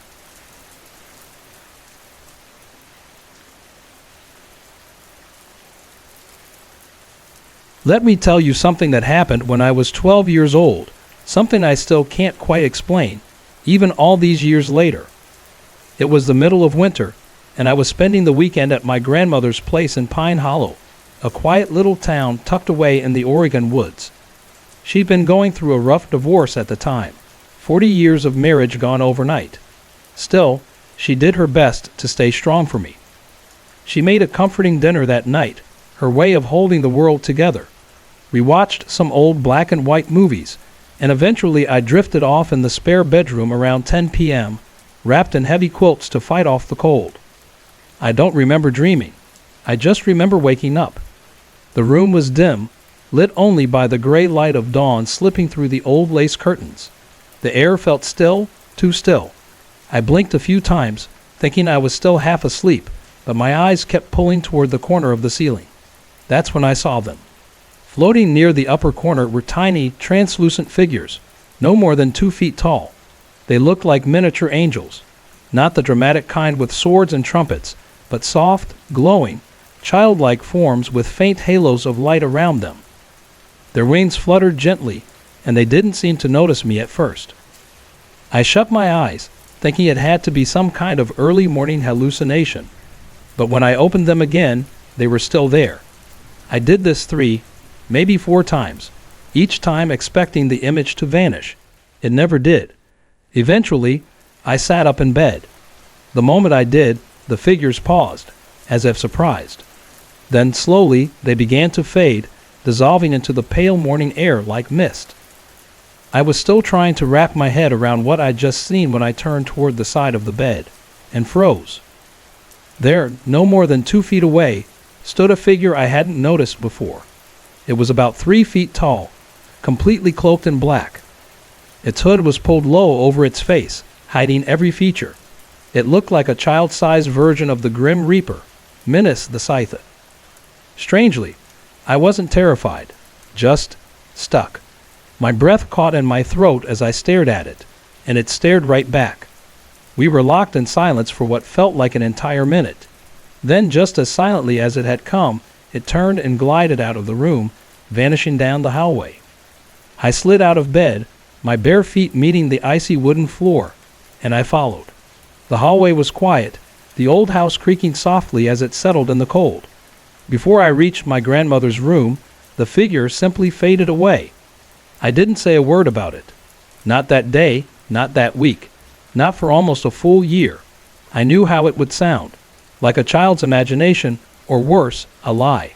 Halloween came and went that year, and every time I saw decorations of the Grim Reaper, I felt that chill again. But I kept my mouth shut. Then, about a year later, something strange happened. My mom, my grandma, and I were driving to a shopping outlet near Salem. We were halfway there, just chatting, when out of nowhere, Grandma said, "I've got something I need to tell you. I've been seeing angels." I nearly jumped out of my seat. I saw them too. I said louder than I meant to. The look she gave me told me I wasn't crazy after all. She explained how she'd woken up one night to a glowing light above her bed. There stood a large, beautiful angel, serene still, and two small ones fluttering nearby. After they vanished, she said with a chuckle, I got up, cracked open a Coke, and watched TV. I told myself, well, I guess I'm not dying tonight. That's when I finally told her everything, even the part about the dark figure. She just smirked and said, maybe he was looking for Larry. That was her ex-husband, my grandfather, who left her for someone half his age. Over the months, she shared more of her encounters. Most of them were peaceful, almost comforting, but one of them wasn't. When I asked about her last sighting, she hesitated. Then she admitted, yeah, I saw something, but it wasn't like before. This one was wrong. Its head was too big, and it wasn't glowing. I prayed and said, you can't hurt me. God's watching me. She said the thing just smiled and disappeared. That was the last vision she ever mentioned. A few weeks later, she was hospitalized with pneumonia. Her lungs worsened quickly, and the doctors diagnosed her with ARDS. She spent nearly a month in the ICU. On May 1, 1999, we said goodbye. Since then, I haven't seen angels, or reapers, or anything in between. I've tried not to talk about it anymore, because weird things happen when I do. The last time I brought it up with my mom, a bright light appeared out of nowhere in the living room. We both screamed. I ended up sleeping in her bed that night, at 20 years old. I still believe those angels were protecting us, and I still wonder if that dark figure was a sign of death circling our family. But what haunts me most? When I sat up that morning, I scared the angels away, but he stayed. And worse, I followed him. What do you think it meant? Have you ever seen something you couldn't explain? Hey everyone, I put a lot of effort and heart into creating these videos just for you. If you're enjoying the content, I'd love to hear from you. Drop a quick comment below and let me know where you're watching from and what time it is for you right now. Your support means the world to me, and it keeps me motivated to bring more awesome videos your way.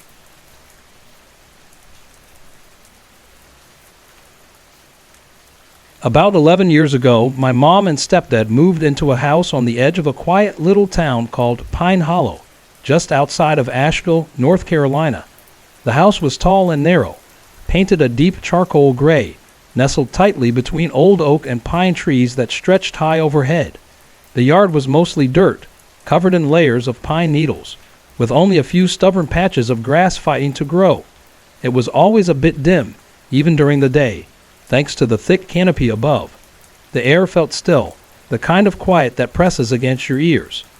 Inside, the house had a kind of old charm to it, simple, but with a layout that made it feel deeper than it looked from the outside. The front door opened into a wide living room, which led straight into a narrow kitchen at the back. Off to the right was a small hallway with 2 bedrooms at opposite ends and a bathroom in between. On the other side of the living room was a door with a slatted vent near the top. Behind it was a steep, dark staircase leading up to one large open room. That upstairs space had a corner walled off with just enough room for a toilet and tub. The sink was awkwardly outside the wall, almost like someone forgot to finish the bathroom. At the base of the stairs, a small landing connected to 3 steps that led down into the laundry room. From there, a sliding glass door opened into the backyard, which faced a dense patch of forest that looked untouched for decades. Hopefully that gives you a decent picture of the place. At the time, my mom bartended at a small roadside bar just off the main highway, and my stepdad worked security there, mostly so he could make sure she got home safe. They worked late nights, usually returning home around 3 a.m. During their first few weeks in the house, little things started happening. When they'd get home from work, the lights upstairs would be on.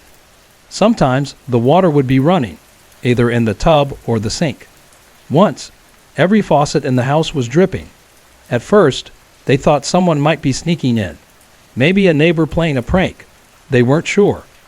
To test it, my stepdad sprinkled flour across the thresholds and taped the corners of every window shut before they left for work one night. When they came home, sure enough, the lights were on upstairs. The tub was half full, but the flour hadn't been disturbed, and the window tape was still perfectly in place. That night, my mom went upstairs and stood in the middle of the room. She said out loud, "Look, if you're good, you can stay. But if you're not, you need to leave. And please stop turning everything on. We can't afford the bills." After that, the house went quiet.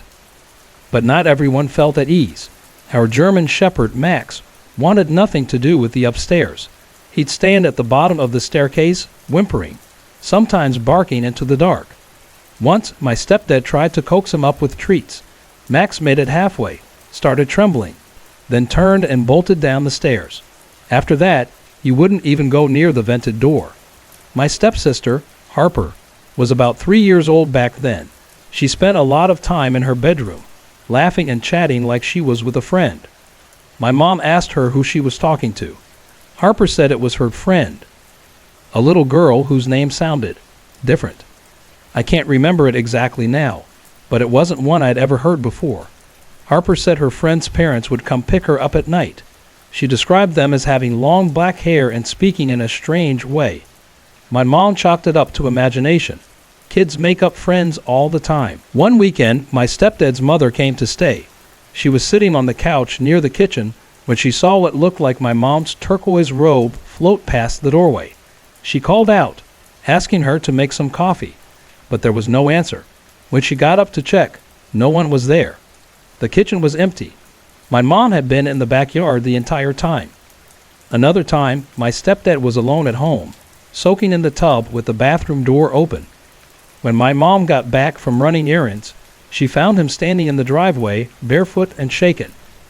He told her that while he was in the tub, he saw a misty, white ball of light float from the hallway, drift across the living room, and pass right through the vented door upstairs. He was so startled, he jumped out of the tub and ran outside in just his underwear. He said the air felt like it had turned heavy all at once. There were other moments too. My mom once told me about a cookout they had in the backyard. Just as dusk fell, she heard music coming from deep in the woods.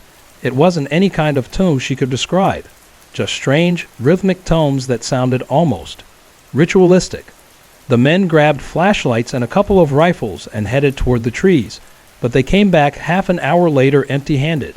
The music had stopped the moment they crossed into the woods. They never found the source. When my sister and I visited on weekends, we'd sometimes play upstairs, but there were days when, out of nowhere, the room would feel off. The air would get cold, heavy. It felt like someone was watching us, like standing under a spotlight. We'd drop everything and run downstairs. Eventually, we started asking to sleep in the living room instead. We were 10 and 11, but that feeling was too strong to ignore. After they moved out, a woman my mom knew ended up renting the place. A few months later, she ran into my mom at a local store and asked her, "Hey, did anything strange happen when you lived there?" My mom just nodded. The woman told her she'd seen a glowing mist drift out from the vented door. It floated across the living room, paused, and slowly changed into the figure of a woman. Then it passed through the front door and vanished. It was almost exactly what my stepdad had described. Even now, when I drive through Pine Hollow and past that house, something in me stirs. It's hard to explain. Like a tug behind the ribs. Like I'm supposed to go back. There's a strange comfort in the memory of that house. I loved it in a way I can't explain. And if it ever went up for sale, I think I'd buy it. No hesitation. Is it crazy to think? Maybe it's waiting for me.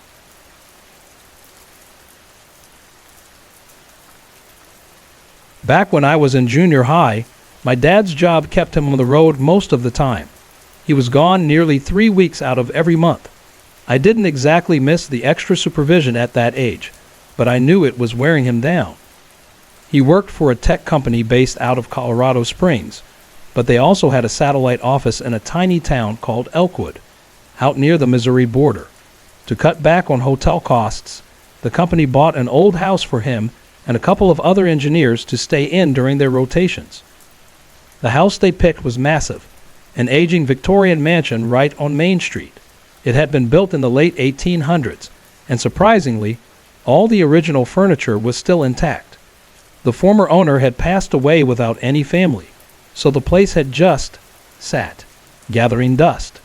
Even creepier, it had an elevator, installed sometime in the 1950s for the owner's daughter, who'd been wheelchair-bound from a childhood illness. Instead of making her navigate the steep stairs, they built the elevator to get her between the 3 floors. At first, we all thought it was kind of charming, like something out of an old mystery movie. For the first couple of months, everything was fine.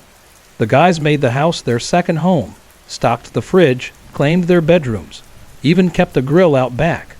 But not long after, things started to get weird. Late at night, they'd wake up to the elevator moving on its own. Not once or twice. This happened several times a night. My dad would get up, thinking maybe someone forgot to shut the door properly, but it was always closed. He figured it was old wiring, shrugged it off, and went back to sleep. But the sound of that elevator humming through the silence never really stopped. The company also hired a local caretaker, a sweet older woman named Carol, who came by a few times a week to clean and water the plants. She started complaining about strange things. Her cleaning supplies would disappear and then show up later in odd places. One time she said her gardening gloves vanished. She bought a new pair, only to find the originals laid out neatly on the kitchen table the next day. Then came the night my dad called home, sounding shaken. He and one of the other engineers, Mike, had gone into town for dinner and some drinks. Nothing wild, just burgers and a couple of beers at a local bar. They got back to the house around midnight and went to bed. Around 2 a.m., both of them were jolted awake by the sound of someone running down the upstairs hallway. Not just walking, running, fast, and it didn't stop. It kept going, back and forth. My dad swore it sounded like someone was sprinting between bedrooms, pausing near the bathroom, and then darting off again. Thinking they had an intruder, my dad grabbed the handgun he kept in the nightstand. He and Mike carefully opened their doors and followed the sound to the bathroom. No one was there, but muddy footprints led from the hallway into the tub, and then just stopped. There were no footprints leading out. They checked every window and door, every closet and crawl space. Everything was locked. Nothing was broken. No sign of forced entry. After that night, they started joking about the resident ghost, but none of them felt comfortable staying there alone again. A few months later, the company hosted a summer picnic for employees and their families in Kansas City. They flew us all in for the weekend. We spent the first night at a hotel just outside of town, and the second night in the city itself. I think the guys didn't want to risk letting us stay in that house, but we did swing by for a quick visit. It was broad daylight, and still, the house felt off. Being teenage girls, my friends and I couldn't resist exploring. The staircase creaked under our feet as we headed to the second floor. At the top of the landing, there was a massive portrait of the woman who had once owned the house, probably painted in the 70s. Her eyes were dark and hollow, and no matter where you stood, it felt like she was watching. Beyond that was another narrow staircase leading to the attic. One of the other girls dared me to check it out. So of course we did. The moment we cracked open the attic door, A basket of dusty fake flowers flew down the stairs straight at us. We didn't scream, we bolted, down the steps, through the hall, out the front door, laughing nervously and pretending it didn't really scare us.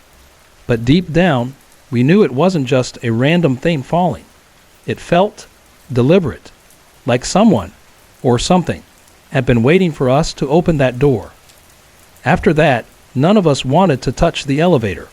We wouldn't even look at it. We joked that the woman in the portrait didn't like kids poking around her house. But honestly, it didn't feel like a joke.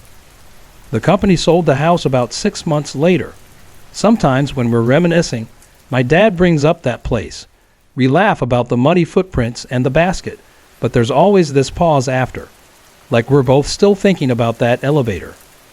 He says if we're ever passing through Elkwood again, maybe we'll swing by and ask the new owners if they've had any electrical issues. But I don't think I'd want to go back.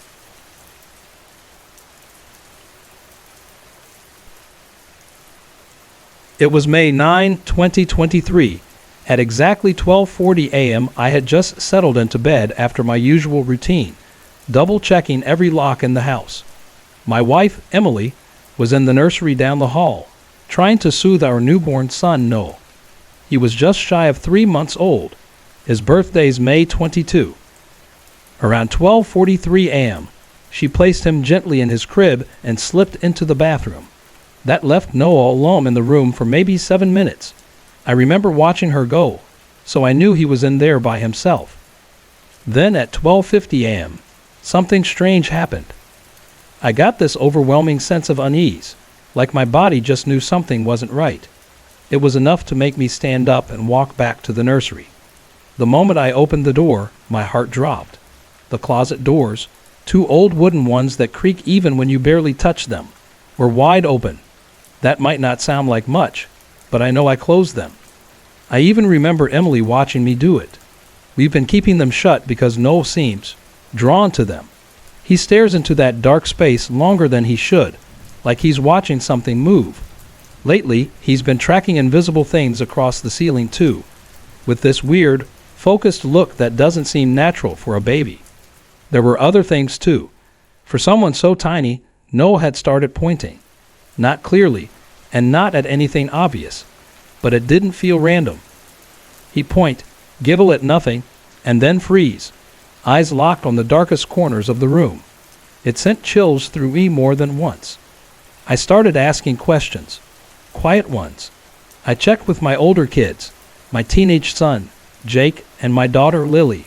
Neither of them had gone into the room, and Lily was fast asleep in her bed. That ruled them out. So who, or what, opened the closet? I tried to shake it off, but I couldn't stop noticing Noel's eyes, always drifting back to the top of the closet. Every time I turned to look at him, there he was, staring, wide-eyed like he was watching someone, or something, standing there. My gut told me I needed to act, so I installed 2 cameras in the nursery the next day. One pointed at the crib, the other at the closet. I figured if anything was happening, I'd catch it. A few days passed. The cameras didn't show anything out of the ordinary, but that heavy feeling in the room didn't go away. So one night, when the house was quiet, I downloaded this ghost detection app I'd read about. I know it sounds ridiculous, but at that point, I was willing to try anything. At first, the app just sat there silent. Then it began picking up strange stick figures that flickered in and out of view, always hovering near the closet or over Noel's crib. Then came the words.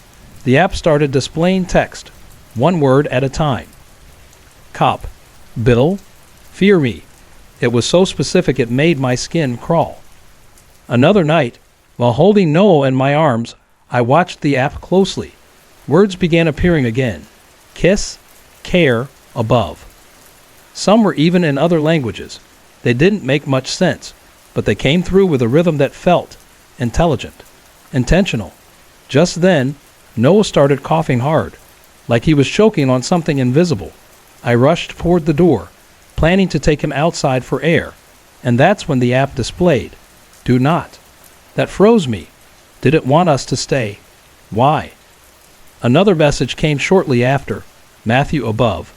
My name, Matthew. It repeated the phrase, fear me, again and again. And the stick figures, they were focused solely on Noah and me, like they were trying to get our attention. Or maybe something worse. The final straw came a few nights later. I had just finished saying a quiet prayer while rocking Noah to sleep when the app suddenly displayed, "You stopped." That one rattled me more than any of the others.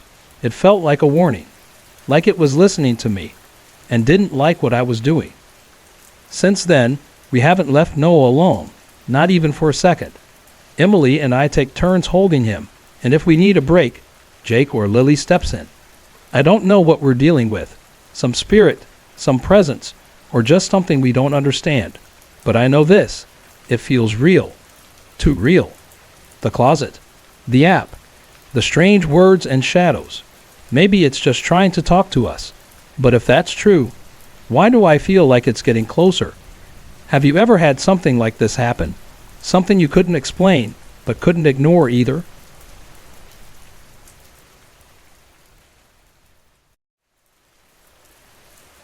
When I was 16, back in the fall of 1992, I spent a few weeks living with my Aunt Carol in a small town called Willow Glen, tucked away in the woods of northern Oregon.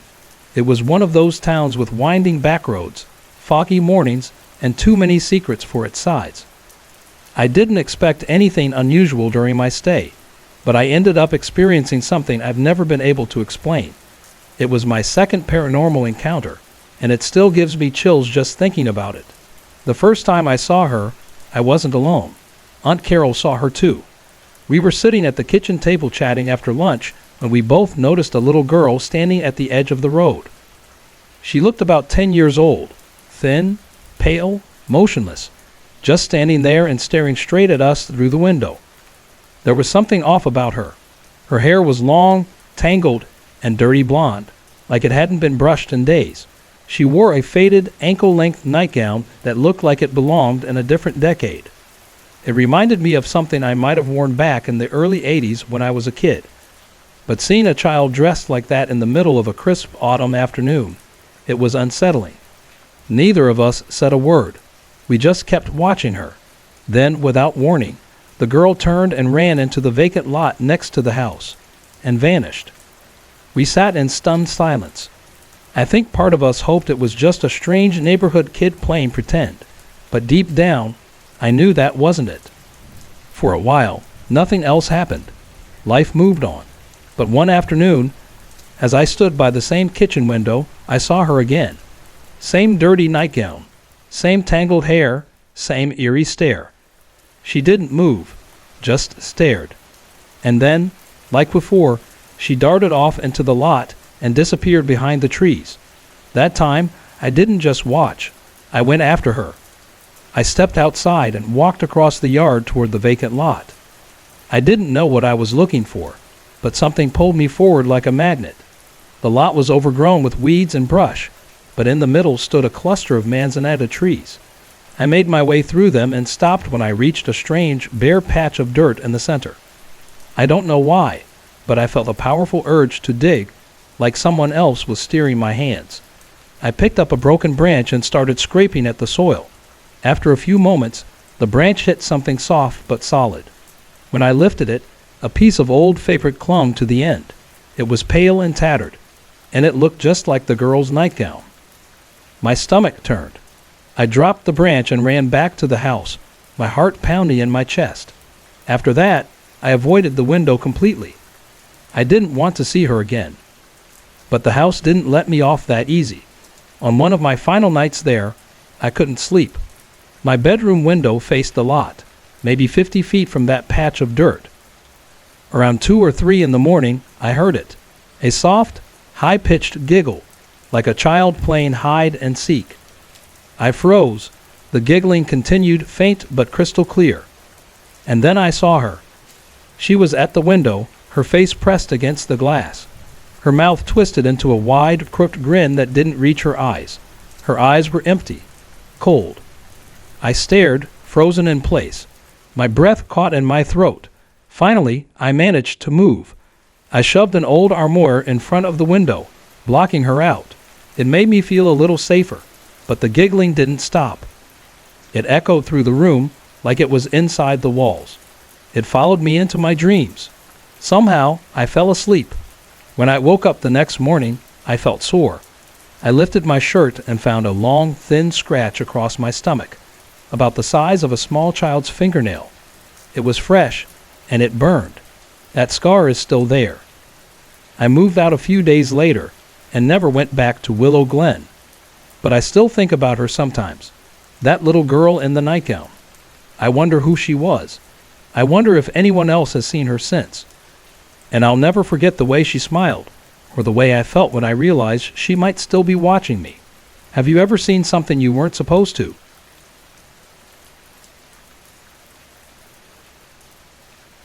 Before we get into it, just know, I'm not someone who usually believes in ghosts. But what happened during this trip? It still gives me chills. I'm a 27-year-old guy from Asheville, North Carolina. Back in January, I got the surprise of a lifetime.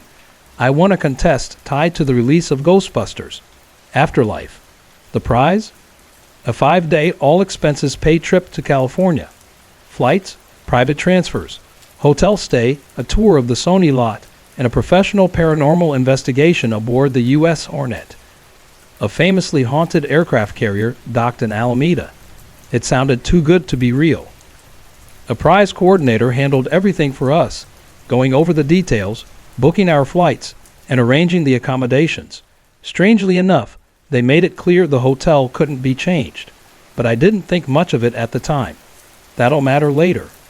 Unfortunately, the Hornet investigation fell through due to scheduling, so my girlfriend and I picked a backup, Hollywood After Dark, the Fame Kills tour, a spooky nighttime drive through LA's most haunted celebrity landmarks. It sounded right up our alley. May 16th rolled around, and our trip officially began. We touched down at LAX feeling hyped and ready, until we found out our luggage hadn't made it. Hours spent at lost baggage counters and on hold led to dead ends, so we shrugged it off and decided to roll with it. We checked into the Hollywood Hills View Hotel, a beautifully restored building just a few blocks from Sunset Boulevard. The place had this old Hollywood charm, marble floors, Art Deco fixtures, and portraits of Golden Age stars lining the halls. But we barely had time to appreciate it. We were too busy exploring. By Tuesday, we got a call. Our bags had been located and were due to arrive the next evening. That night, we headed out for the Fame Kills tour at 8 p.m. The tour was both eerie and fascinating. Classic Hollywood murders, strange coincidences, and rumors of hauntings at places like the Chateau Marmont and the Viper Room. The tour's big finale, our hotel. Yep. Turns out the Hollywood Hills View had its own haunted legacy, complete with celebrity ghosts. The guide told us about multiple sightings over the years, TVs turning on by themselves, phones ringing in empty rooms, and whispers heard from behind closed doors. Names like Marilyn Monroe and Carole Lombard came up. Naturally, we decided to check out the hotel's supposed paranormal hotspots ourselves afterward. But nothing happened. Not that night anyway. On Wednesday, after a long day of sightseeing, we got back to the room exhausted. Still no luggage. We called it a night early. No drinks, no rooftop bar. Just sleep. Around 5 a.m., my girlfriend nudged me awake. "Did you turn the TV on?" she whispered. I hadn't. I reached over, half asleep, and checked the remote. It was still on the nightstand, untouched. I turned the TV off and tried to fall back asleep. Then it turned back on. I sighed and clicked it off again, figuring maybe I'd somehow bumped something. But when it flicked on a third time, I sat up and really checked. The remote wasn't stuck. There weren't any spare remotes lying around, and the room walls were solid. No chance a neighboring guest's remote could have done it. Trying to laugh it off, I mumbled, "Maybe it's one of those Hollywood ghosts."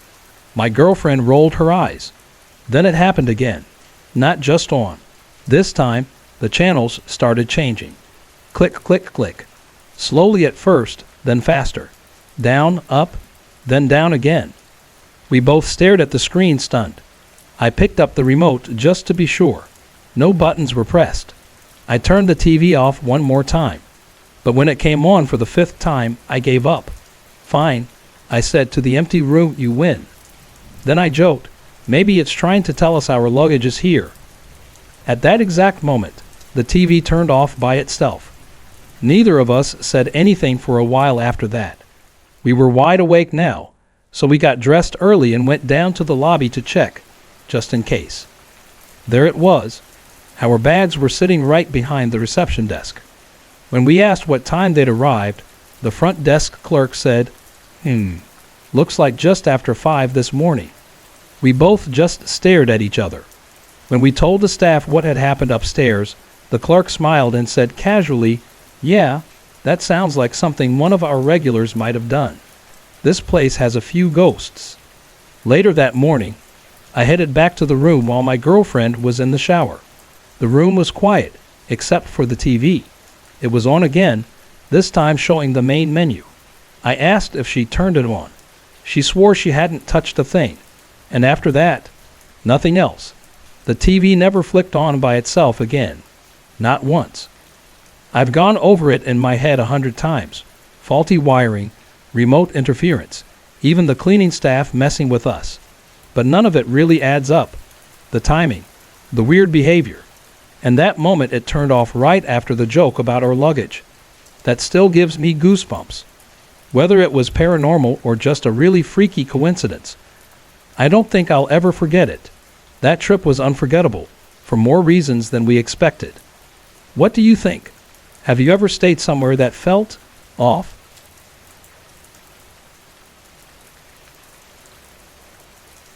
I was born in Massachusetts in 1992 and spent the early years of my life there. My parents divorced when I was just 3, but even so, my childhood felt full of warmth and love. When I was 4, my mom met a man who later became my stepdad. They got married not long after, and I've always felt lucky to have had 2 men in my life I could call dad. When I was 5, we moved to Colorado Springs for my stepdad's job. Leaving behind my dad and extended family on the East Coast was tough. I loved them deeply, but with time, the distance grew wider, and eventually, so did the silence. By the time I was 9, we moved again, this time to Washington State. My parents bought a house in a quiet town called Pine Lake, nestled among evergreen trees and winding roads that always seemed to hold on to fog. We ended up on a street named Brook Hollow Drive. It was the kind of upper-middle-class neighborhood where kids still played outside until the streetlights flickered on. I lived there until I was 15. Growing up on Brook Hollow was a good time. The air always smelled like pine and damp earth. Most families had dogs, and the cul-de-sac echoed with laughter, skateboards, and the occasional yelled threat from a parent trying to wrangle everyone in for dinner. There was one girl who lived farther down the road that I used to hang out with a lot. We weren't exactly best friends, but there was a shared mischievousness between us that made things fun. We'd build berry shooters out of plastic piping and balloons and launch them at each other across driveways. One time, I slipped a stink bomb into her garage. It was one of those novelty ones sold by the ice cream truck. Her dad was not amused when he found out I was behind it. We drifted apart in middle school, but those memories stuck with me. Nothing weird ever happened on Brook Hollow Drive. Not while I lived there. It wasn't until I left that the stories started to surface. When I was around 16, I reconnected with her and a group of her friends.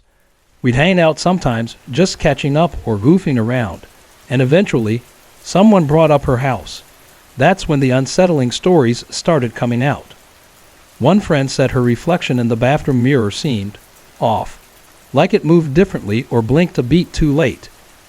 Another described seeing a shadow crawl out of the downstairs guest room and disappear into the bathroom. A guy who once stayed in that guest room swore he saw something, low to the ground, skittering across the floor at dawn. Even the girl herself admitted she didn't sleep well in that house, said it always felt like the air was watching her. Now I've always been into ghost shows and spooky stories, but I was raised with a pretty rational outlook. No faith, no spiritual leanings, just logic. And I used to think all that paranormal stuff was just overactive imaginations. But then something happened that made me question everything. I must have been around 19 or 20. She invited me over one night. It was just the two of us, nothing romantic, and I had my new puppy Damien with me. Her parents were out of town, and her younger brother was gone for the weekend. We watched a movie together before she went to bed in her parents' room. I stayed in the bonus room above the garage on the far end of the house. It was a cozy space with a leather couch, a flat-screen TV, and French doors that opened into a hallway leading to the rest of the upstairs. The hallway was long and narrow, with all the bedroom doors along one side. Damien and I curled up on the couch, and I flipped through channels until I felt sleepy. Everything was quiet, peaceful even. And then, bang. Out of nowhere, the double doors in front of me exploded with noise. Someone, or something, was slamming against them with full force. They rattled and shook like they were about to come off the hinges. Between the hits, I heard scratching. Long, horrible claws dragging down the wood over and over again. It didn't sound like a person. It sounded like an animal. A big one. My heart dropped. Damien jumped off the couch and started whining, tail tucked, trembling. I tried to breathe, to tell myself it was a prank, that she was messing with me, trying to get a scare.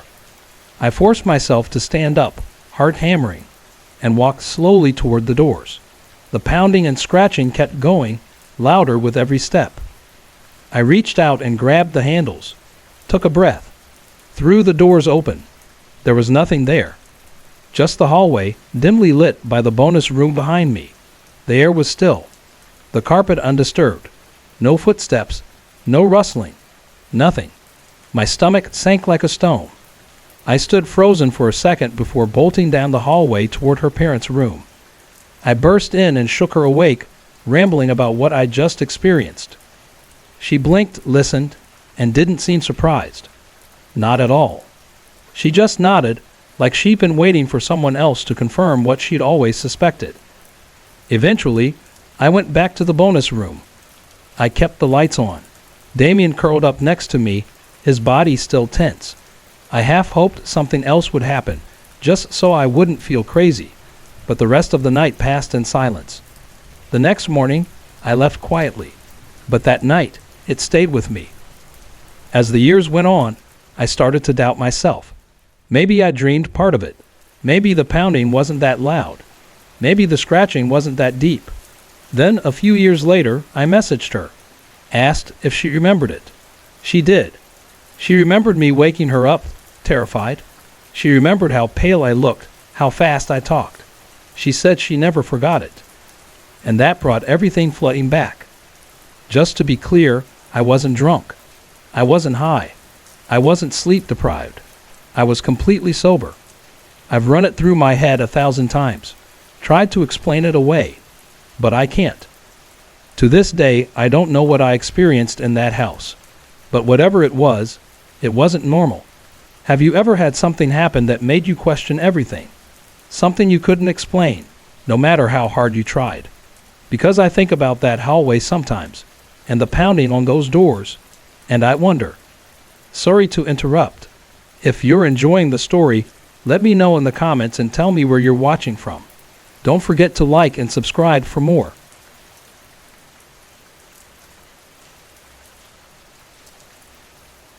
Before I dive in, let me say this. I don't expect everyone to believe me, but if you've ever lived in a place that feels just a little too alive, maybe you'll understand. My name is Michael Carter, and I live in a quiet neighborhood on the edge of Pine Lake, Oregon. Not far from here, just a short drive, is an old town called Willow Ridge. It's known locally as the Town of Rest because it has more graves than living residents. There's even a cemetery for pets, tucked away behind an overgrown churchyard. Folks around here say the ground never really settled right. About 10 years ago, my family and I moved into the home we still live in now. Since then, we've had more strange experiences than I can count. My kids, my wife, even our dogs, have all seen or felt things that don't make sense. And at first, I tried to rationalize it all. I really did. We blamed the creaks and groans on the house settling. It's old after all. Wood frame, drafty hallways, uneven floors. Seemed reasonable at the time. But then the weirdness stopped being subtle. Doors began opening and closing on their own. Voices echoed through empty rooms. You catch a shadow moving across a wall, only to realize you were alone. One area of the house has always felt off. The second floor bathroom has a motion sensor light. It's tucked beside the bedrooms, just a few feet from a narrow staircase that leads down to the living room. When you're downstairs, it's not uncommon to hear faint footsteps creaking from the stairs. One evening, I was sitting on the couch with our 2 dogs when I heard the familiar click of the bathroom light turning on. The stairs groaned like someone was slowly descending. My dogs froze, their ears perked up, heads tracking something I couldn't see. Their eyes followed it across the room, something invisible, something real enough to chill me to my core. I didn't wait to investigate. I grabbed my keys and walked right out the front door. Then there was another time, maybe a month later. I was in the family room, half watching a rerun on TV while my youngest daughter, Emily, played nearby with one of those little red laser pointers. She kept darting it across the floor and walls, giggling as the dogs chased it. I told her to stop running around with it. A little while later, I noticed a soft red glow coming from the dining room, moving slowly into the hallway. Figuring Emily was still playing, I leaned forward to call her back. But what I saw wasn't a laser. It was an orb, a glowing sphere, about the size of a basketball. It pulsed with a bluish light, like a pocket of sky had been torn loose and trapped inside. Inside the orb was the faint outline of a man's face, visible from the neck up. I sat frozen. He looked older, with short-cropped gray hair, a neat beard, and something like a gold tassel or chain draped around his neck. His eyes were closed at first, but then they opened. The orb floated into the family room. For a moment, the figure didn't seem to notice me. Then it stopped, hovering just a few feet away, and turned to face me directly. It looked straight into my eyes. Oddly, I wasn't terrified. I felt strangely calm, like I was caught in a dream. Then suddenly, the overhead lights in the ceiling flicked on with a sharp buzz, filling the room with white light. I jolted, glancing toward the switch, but no one else was there. When I looked back, the orb had vanished. Just then, the floodlights in the backyard clicked on, triggered by motion near the glass patio doors. Whatever it was, I think it left through there. I went straight upstairs, sat on the edge of my bed, and stared at the doorway, trying to make sense of it. Later, I couldn't shake the feeling that the lights had been a distraction, that whatever I saw used them to cover its escape. It felt deliberate. Now, here's something else that's been gnawing at me ever since we moved in. This house wasn't even on the market when we found it. We've been looking at another place nearby when our realtor got a last-minute call about a court-ordered listing, a divorce sale. Curious, we went to see it. The inside was bizarre. There were deadbolts on almost every door, even the ones between rooms. The previous owners had essentially split the house in two. The wife lived upstairs in the front bedroom, and the husband stayed in the back. They even installed an extra wall to create separate entrances, bathrooms, and kitchens. We tore all of that down when we moved in, tried to make it whole again. But here's the strangest part. My wife and I. We've been living apart under the same roof for over a year now. No walls, no locks, just distance. She stays upstairs in the same room the former wife used. I live in the back of the house. We're separated, headed for divorce. Coincidence? I don't think so. Some houses, they hold on to things. Pain, secrets, patterns that repeat like echoes. And I'm starting to believe this place doesn't want anyone living here in peace. What do you think?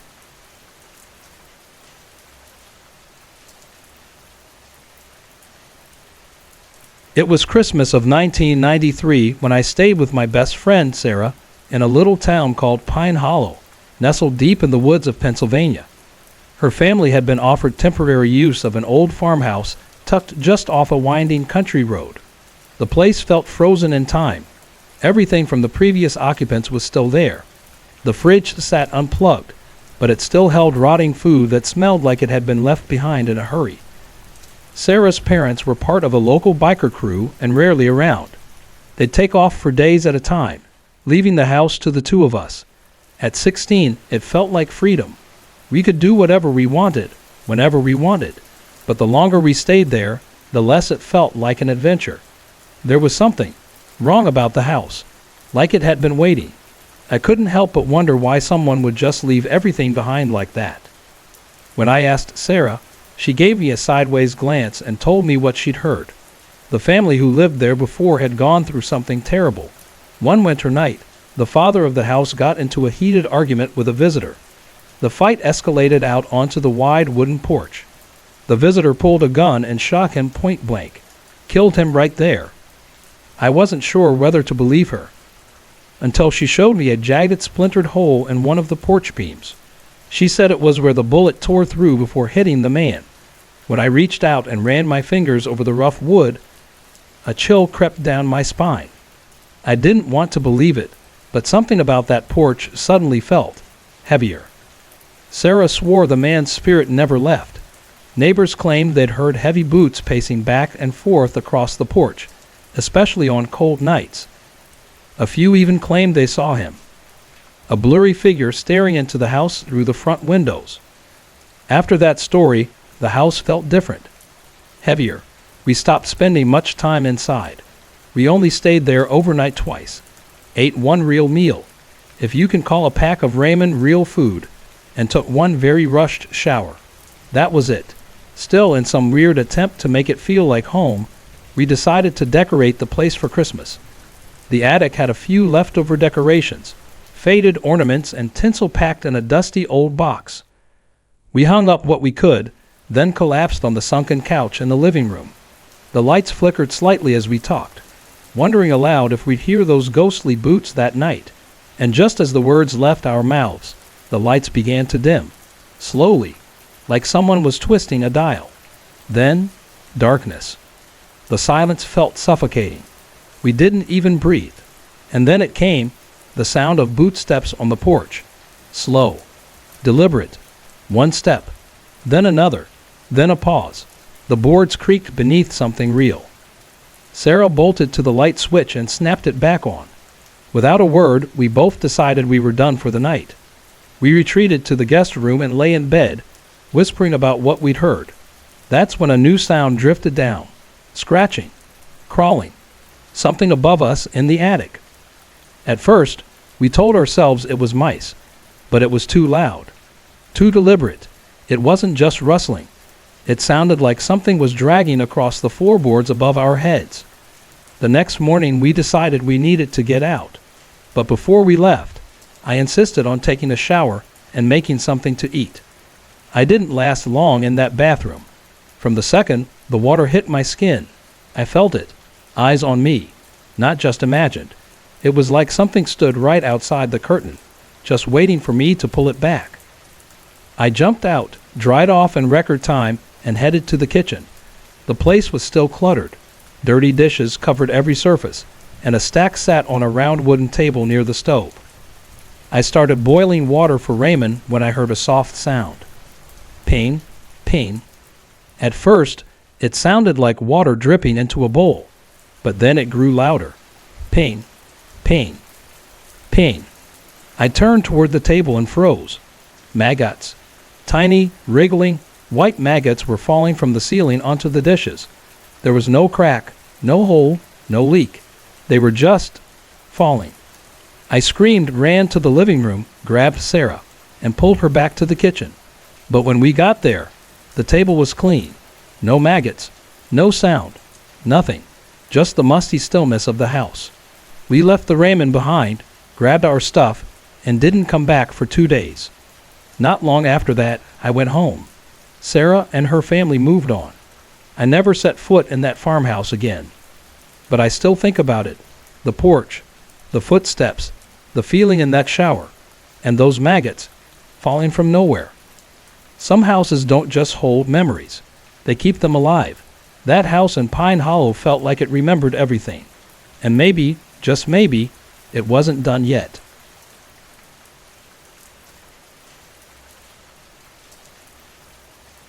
For the past few nights, I've been hearing strange noises in my bedroom, subtle but persistent.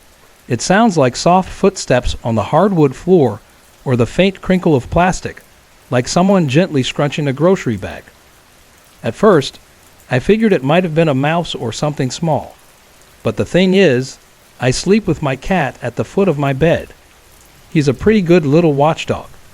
Usually if there's a noise, he perks up, ears twitch, eyes on the floor, ready to pounce.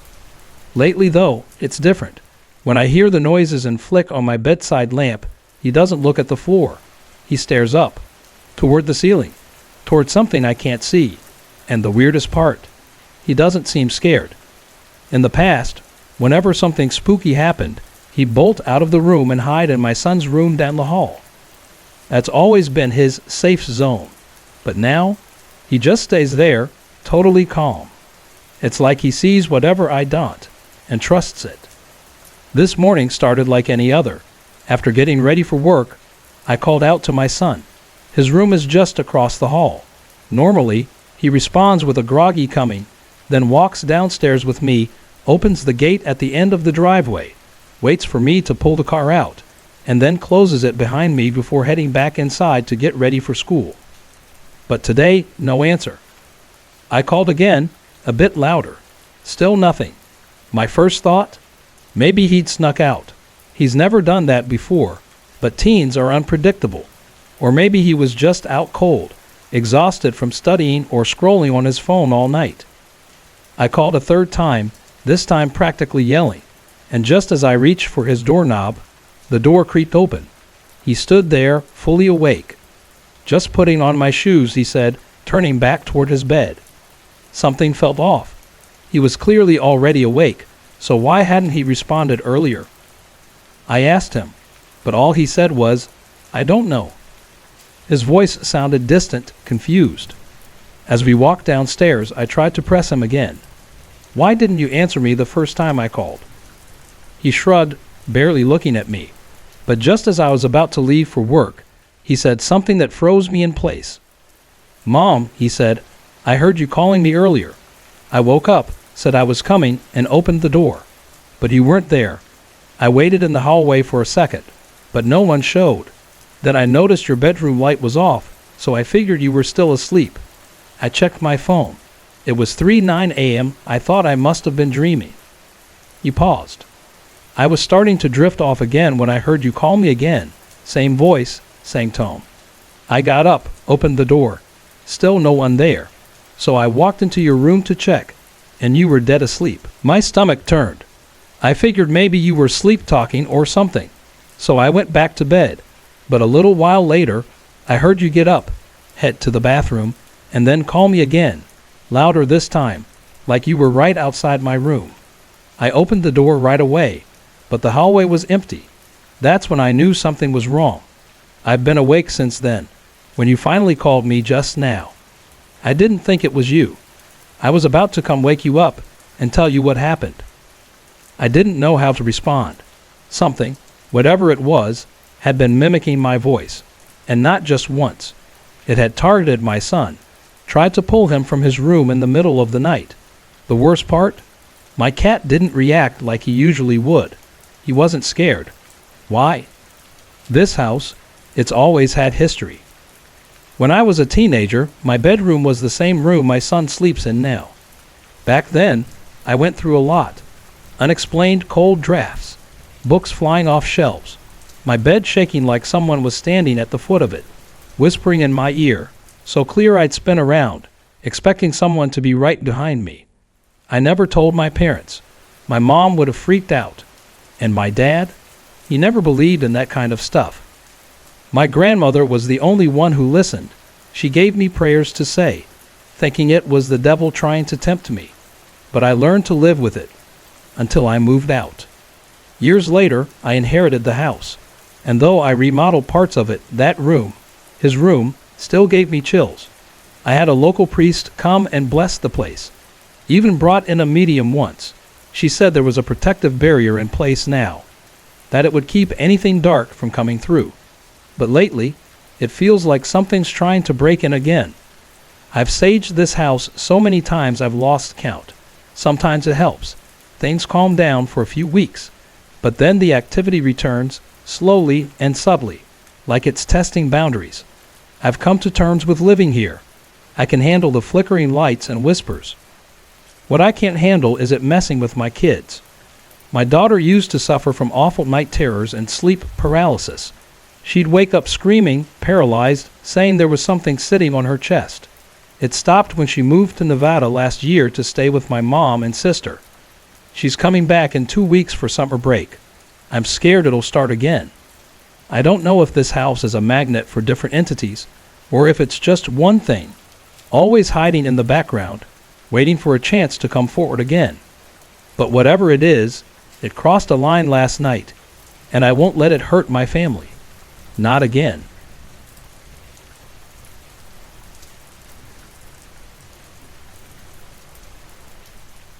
We moved into our new house in Silver Springs right at the end of March. It's a quiet little town tucked into the hills, and the house itself sits near the end of a dead-end road, surrounded by trees, with that peaceful kind of silence that feels almost too still. From the start, a few odd things happened. Nothing huge at first, just strange enough to raise an eyebrow. 2 days after we settled in, I noticed the bedroom windows in my boy's room were wide open one morning. We definitely closed them the night before. The screens were still firmly in place, and the backyard gate, which leads right to their windows, was latched shut from the inside. There was no sign of tampering, no footprints, nothing disturbed. It didn't feel threatening, just off. Then my middle son, Nathan, who's 14, started hearing something in the hallway late at night. He described it as a girl's voice, soft and playful, counting slowly, but she always stopped at 8. Alongside the counting, he heard footsteps, deliberate and slow, like someone pacing just outside his door. A few days later, I had my own strange experience. Our bathroom has one of those old-fashioned sliding pocket doors. One morning after dropping the kids off at school, I came home to use the restroom. My husband had already left for work, and my oldest, Even, had stayed overnight at a friend's place. As far as I knew, the house was empty, but when I got to the bathroom, the pocket door was shut, and there was light spilling through the edges. I tried to slide it open, but it was locked from the inside. Panic hit me instantly. My first thought was that maybe Evan had come home early and something had happened. Maybe he'd slipped or passed out. I knocked, called his name. No answer. I grabbed a flathead tool from the drawer and unlocked it. The bathroom was completely empty. I just stood there, confused. I was almost certain I'd left the door open that morning. That moment stuck with me for days. Something about it felt intentional. Not long after, something else happened around 4:45 in the morning. I was getting ready for work and happened to glance into my youngest son's room across the hall. That's when I saw it. A black, foggy shape, maybe the size of a teenager, drifting past his toy drawers. It didn't walk. It didn't even seem to float. It just moved, slowly and silently, until it either disappeared through the wall or faded into it.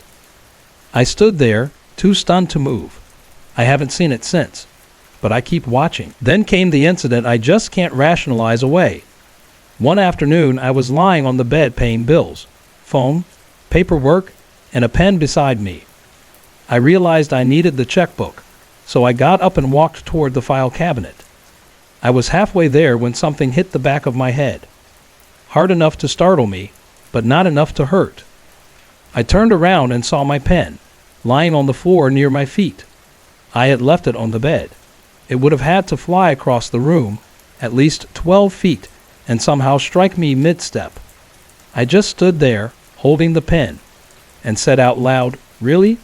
Did you just throw a pen at me? That's not okay." No answer, of course. Just that feeling, like the air was heavier than it should have been. A few mornings later, just before sunrise, I was in the kitchen making coffee. I'd turned on the soft light under the microwave so I wouldn't wake anyone.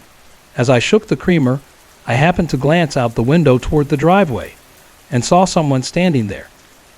It was a figure small, maybe the size of a 12-year-old, completely dressed in black. He, or it, just stood there staring at me. We locked eyes, and in that brief moment, every hair on my body stood on end. Something about him felt wrong. I rushed to the back door and stepped outside, creamer still in hand. But the driveway was empty. No footsteps, no sound, nothing. I tried to convince myself it was just a kid, maybe a neighbor playing a prank, but I couldn't shake that feeling of being watched. We bought a Ring camera the next day. The most recent event happened just last night, according to Nathan. He said his closet door, which had been cracked open about 2 feet, suddenly slid shut. On another occasion, he said it opened by itself. I checked it myself. The track sticks. It takes effort to move those doors. There's no way it just slid on its own. We've only been here about 6 weeks, and I'm beginning to question what we've moved into. But the strangest part, this isn't the first time something like this has happened. At our old house, I once heard a little girl's voice say hello and then, clear as day, Mom. There was no one there. And now, Nathan hears a girl counting. Could it be the same voice? Did something follow us? I don't feel like we're in danger, not yet, but I can't ignore it anymore, especially with my daughter, Lily, coming home for the summer. She's been living with my mom and sister out in Nevada for the last 7 months. And ever since she moved out, her sleep paralysis and night terrors stopped completely. I don't want them to start up again. Is it this house or something older, something that followed us here? I don't have answers yet, but I'm going to find them. Have you ever experienced anything like this? Do you think something can actually follow a family from one home to the next?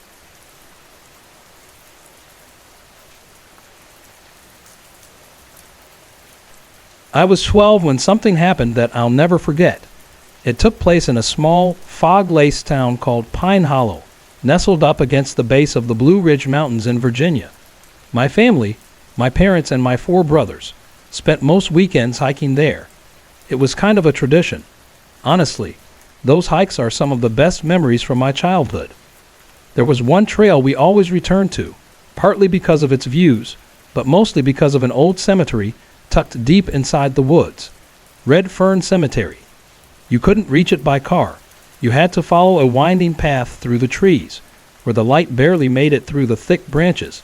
My dad always made us stop there first, just to pay our respects. He was big on that. Respect. Respect for people, for rules, for the dead. He was a quiet man, but firm. You show your respect, he'd say, or you don't belong here. A simple yes, sir was non-negotiable. Talk back or curse in front of Mom, and you feel the sting of the belt. One weekend, my youngest brother, who was 10 at the time, and I took off ahead of the rest of the family. We were racing each other to the cemetery, kicking up dust and laughing like idiots. And when we got there, well, we forgot everything we were taught. We jumped over cracked headstones, balanced on rusted iron fences, and ran right across graves without thinking twice. Looking back, I wince at how careless we were. Then my brother stopped in his tracks. I feel weird, he said. His face had lost all its color. I'm going back. He took off down the hill, leaving me standing there alone in the middle of the graveyard. At first, I brushed it off, but within seconds, I noticed something was wrong. The breeze vanished. The birds and bugs went completely silent. Even though sunlight was trickling through the canopy above, I felt like I was standing in deep shade, like the warmth had been sucked out of the air. I started slowing down, walking between the tilted headstones, reading names, wondering who these people were. A strange stillness settled over everything, like time had hit pause. Just as I turned to head back, I heard it. A soft giggle. It sounded like a girl, maybe my age. I stopped and spun around, expecting to see someone hiding behind a tree, but there was no one. Then the giggle came again, this time farther back, near the edge of the cemetery where the woods thickened. Without thinking, I followed it. I don't even know why. Maybe I was just curious. Maybe I thought I'd made a new friend. I didn't stop to ask myself how she got there, or why she was laughing. The sound came again. Then again, each time luring me farther into the trees, toward an old, rusted gate at the back of the cemetery that no one ever used. I was maybe 10 feet from the gate when I felt it, a strong grip on my arm. I turned and saw my dad, out of breath, sweat dripping from his temples. He looked scared. Not mad. Scared. Without saying a word, he pulled me into a hug and didn't let go. That was rare for him. He wasn't the hugging type. He walked me down the hill, gripping my arm like he was afraid I'd vanish if he let go. Once we reached the trail, he finally spoke. "What the hell were you doing chasing a white witch?" I blinked at him. "What?" "I didn't see a witch. I just heard some girl laughing." He looked down at me, and something in his face changed. "That wasn't a kid," he said. "I saw her. She wasn't made of skin and bones. She was fog. White mist in the shape of a woman, pulling you away. That thing. It wasn't plain." The next morning, he handed me a wooden pendant carved from cedar and strung on a leather cord. My uncle, who practiced some kind of old Appalachian folk magic, had done something to it, said it was meant to protect me. My dad told me to wear it any time we went back to Pine Hollow. And I did. I never heard the laughter again, and I never saw the white witch, but the feeling stayed with me. That strange stillness. That cold. Years later, my oldest brother had his own encounter with her. It scared him so badly, he packed up and moved across the country without telling anyone why. He still won't talk about it. I still have the pendant. I keep it in a drawer beside my bed. And even now, when I hold it, I can feel my dad's presence. I can still feel that hug. I know I deserved what happened that day. I knew better than to act like a fool in a place meant for the dead. My father taught us better. Respect was everything. And now I understand it's not just about manners. Sometimes respect is the only thing standing between you and something you can't explain. And sometimes your dad really does know best.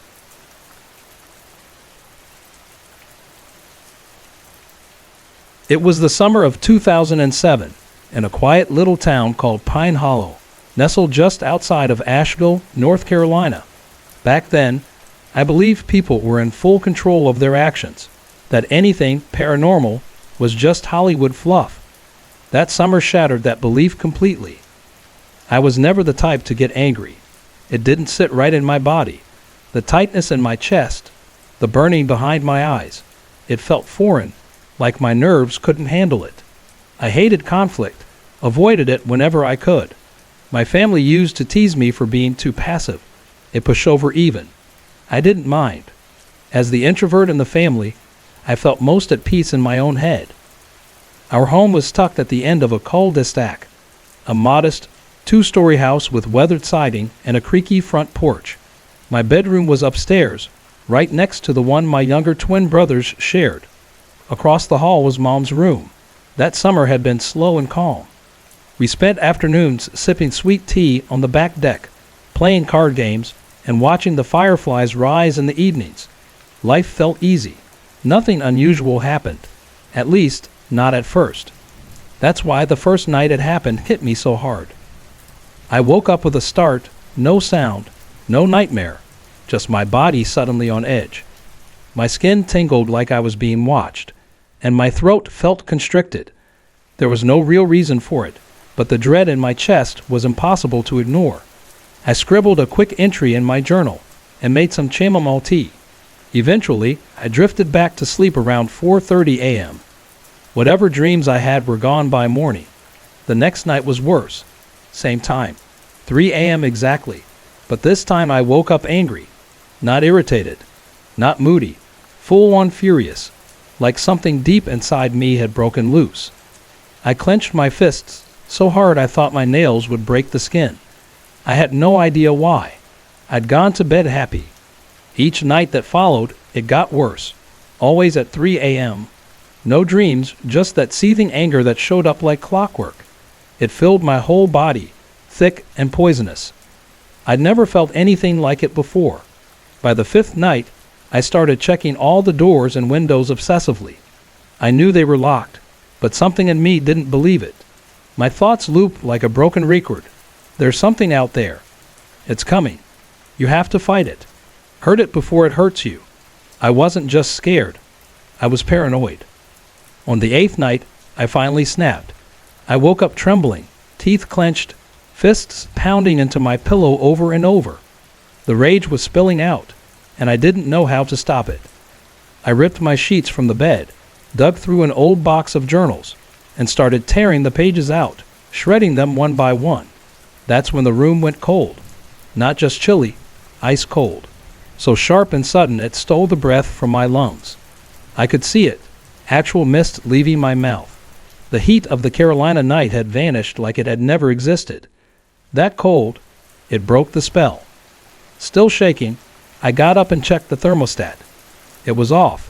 Confused, I stepped into the hallway and peeked in on my brothers and mom. They were fast asleep, undisturbed.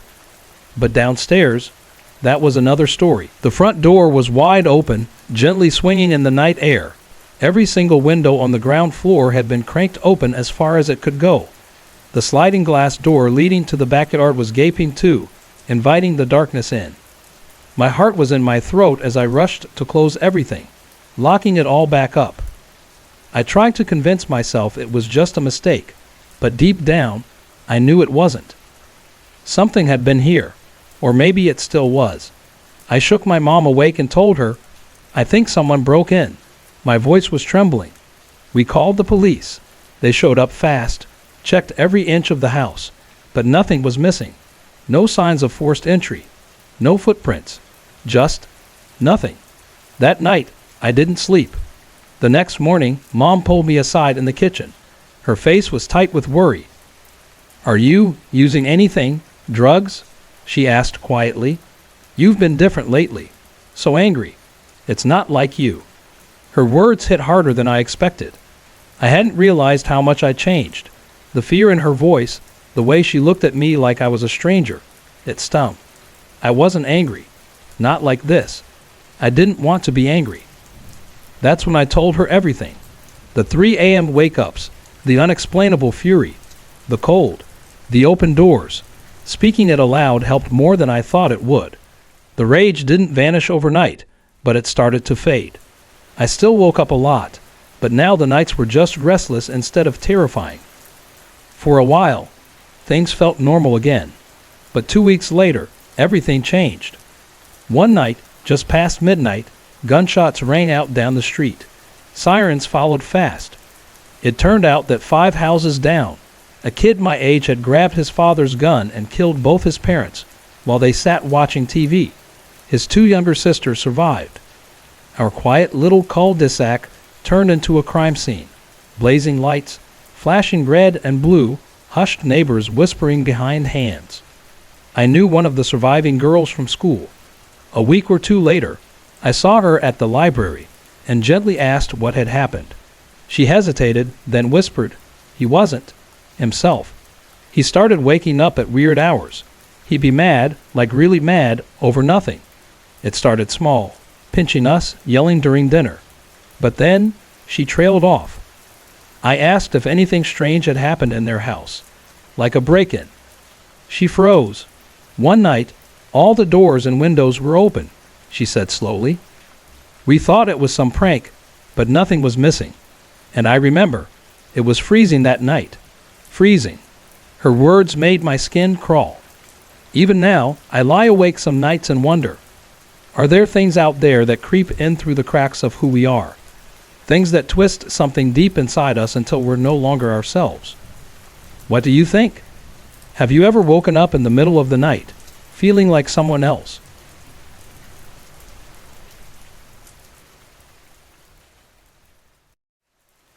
This takes me back to a time I remember with a quiet smile, before life got complicated. A time of curiosity, freedom, and late-night thrills. It was right on the edge of everything changing. Back in high school, my friends and I had this obsession with haunted places. It started in freshman year. Friday nights spent sneaking into old cemeteries or snooping around abandoned houses in our little town of Silver Springs. By the time we hit junior year, something about it had shifted. We weren't just chasing rumors anymore. We started to feel things. Subtle things, like the air turning cold for no reason or a sudden weight pressing in on us when everything else was still. Those nights became the highlight of my week. Some people drifted away when things got weird, but a few of us stuck with it. One of them was this girl I'd grown close to, someone who never flinched, no matter how eerie things got. Her name was Emily. She had that classic American beauty, wavy brown hair, soft eyes, and a laugh that could pull you out of your darkest thoughts. She was adventurous, effortlessly cool, the kind of girl who could hike through a forest in the dark and still be cracking jokes the whole time. It didn't take long before I was totally hooked. Whenever we explored a haunted site, we naturally ended up paired off. Truth is, I think she came mostly because I was going, and I went mostly because of her. We had this connection even before we started officially dating. We talked for hours about school, the afterlife, whether ghosts were real, whether we'd still find each other after we died. That kind of stuff feels heavier now, but back then, it just felt exciting. Emily lived in this creaky old duplex on the north end of town, near those overgrown train tracks no one used anymore. The place always felt off. She'd tell me about how the hallway light would flicker on its own, or how she'd hear footsteps when her parents weren't home. But the strangest thing? After she took those long, hot showers, she said shapes would appear in the fog on the bathroom mirror. Not just streaks, but actual figures. Sometimes it looked like something standing behind her. I didn't think much of it at first. Honestly, I was too caught up in her to worry about shadows and steam. But over time, I started feeling it too, that eerie sense of being watched. Even when we were alone, I'd get the feeling something else was in the room with us. Once or twice, I caught a flicker of movement out of the corner of my eye. Emily barely reacted. She'd just shrug and say, "It's always like this." One night, her parents were out of town visiting relatives, and we had the place to ourselves. We watched dumb horror movies, ate cold pizza, and talked until the sky turned black. At some point, we both dozed off in her room. That's when it happened. I woke up in the middle of the night. The room was silent, but the air felt thick, like it was pressing down on me. Every creak of the house felt deliberate, like someone was slowly making their way across the floorboards. I couldn't sleep. I grabbed a blanket and moved to the floor beside her bed, hoping it would help me calm down. But it didn't. Somewhere around 3 a.m., I opened my eyes and saw Emily shifting under the covers. I thought maybe she was just dreaming, until I saw it. A shadow stood over her, not cast by a lamp or a curtain. This thing had weight, presence. It moved like it was watching her. My heart froze. I held my breath, not sure if I was really awake. But when I blinked, the shadow darted to the corner of the room, then vanished completely. I didn't sleep after that. The next morning, I told Emily everything. She went quiet. I could tell it rattled her, even if she tried to hide it. That same day, she started placing salt across her windowsills and laying tiny charms by her door. She said her grandma had taught her a few things, little rituals to keep spirits out. I didn't argue. Things quieted down for a while. We thought maybe we'd done enough. But then Emily brought home an old Ouija board from a thrift store. That's when things got worse. At first, it was just a game. But every time we used it, weird things followed, knocking from inside the walls, radios turning on by themselves, even whispers that didn't belong to either of us. I started feeling like the apartment wasn't just haunted, it was watching us. Looking back, I think Emily was the one attracting it all. She had this energy, like an open door for things not meant to be here. After we broke up, everything stopped. No more shadows. No more whispering voices. Nothing. I haven't experienced anything paranormal since, but I still wonder, did those things ever stop following her? Or are some people just born with that magnetism for the unknown? What do you think? Can some people really attract the unexplainable?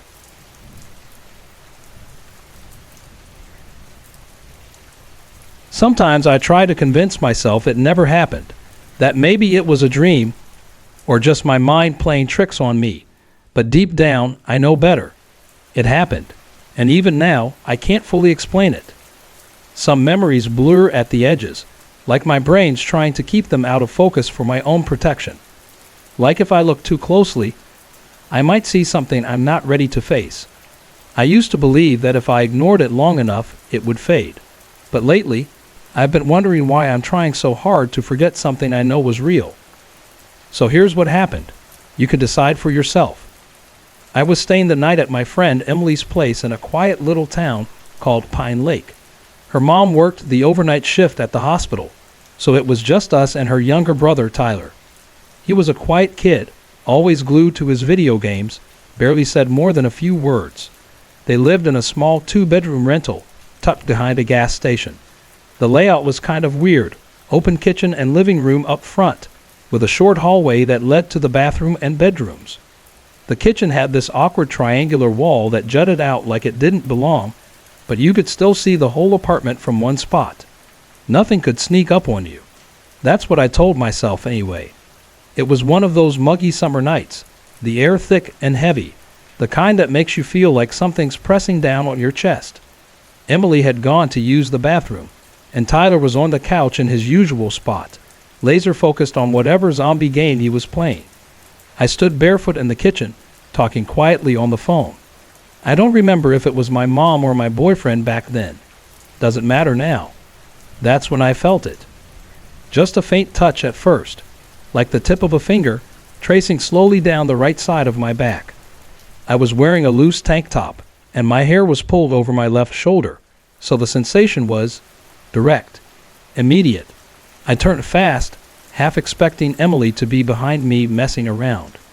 But she was still in the bathroom. And Tyler hadn't moved, still on the couch, still visible, still lost in his game. Then I heard it. A voice, soft, right next to me, and all around me at once.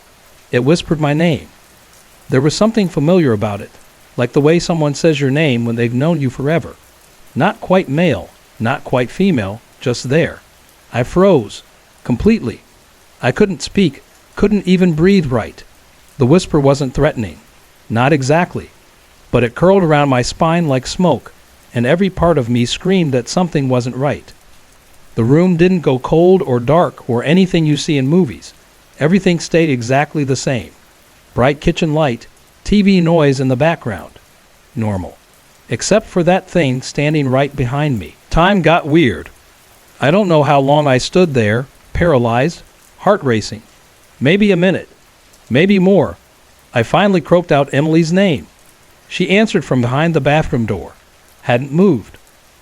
I felt like I was losing my grip on reality. I ended the call, shoved the phone in my pocket, and tried to pull myself together. When Emily came out a minute later, she stopped and looked at me. "You okay?" she asked. I shook my head. "Yeah, just tired. I'll tell you later." She probably thought I'd had a fight with someone on the phone.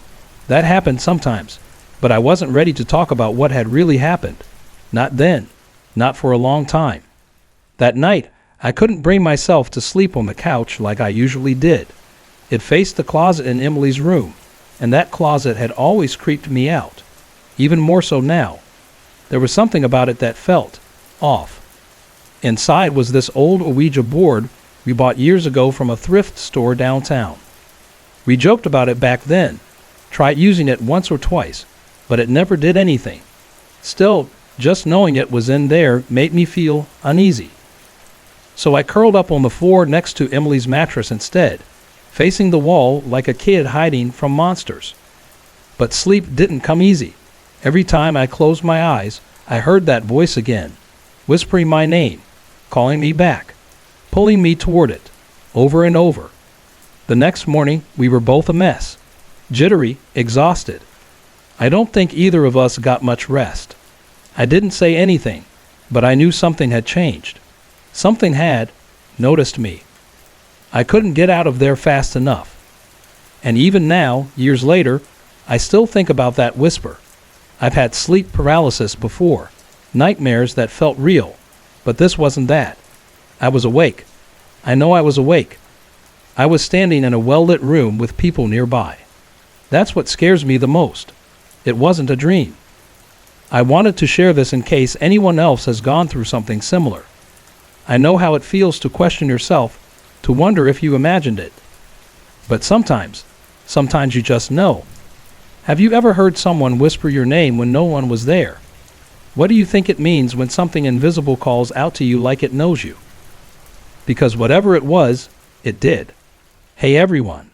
I put a lot of effort and heart into creating these videos just for you. If you're enjoying the content, I'd love to hear from you. Drop a quick comment below and let me know where you're watching from and what time it is for you right now. Your support means the world to me, and it keeps me motivated to bring more awesome videos your way.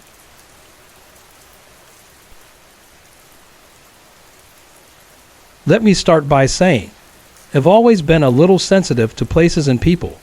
You know that gut feeling you get when something just feels off. I've trusted that more than ghosts or spirits. But what happened to me? It's been hard to explain and harder to forget. I've never heard my name whispered in the dark. Never felt something brush past me when no one was there. Until I moved into that house in Silver Springs, Oregon.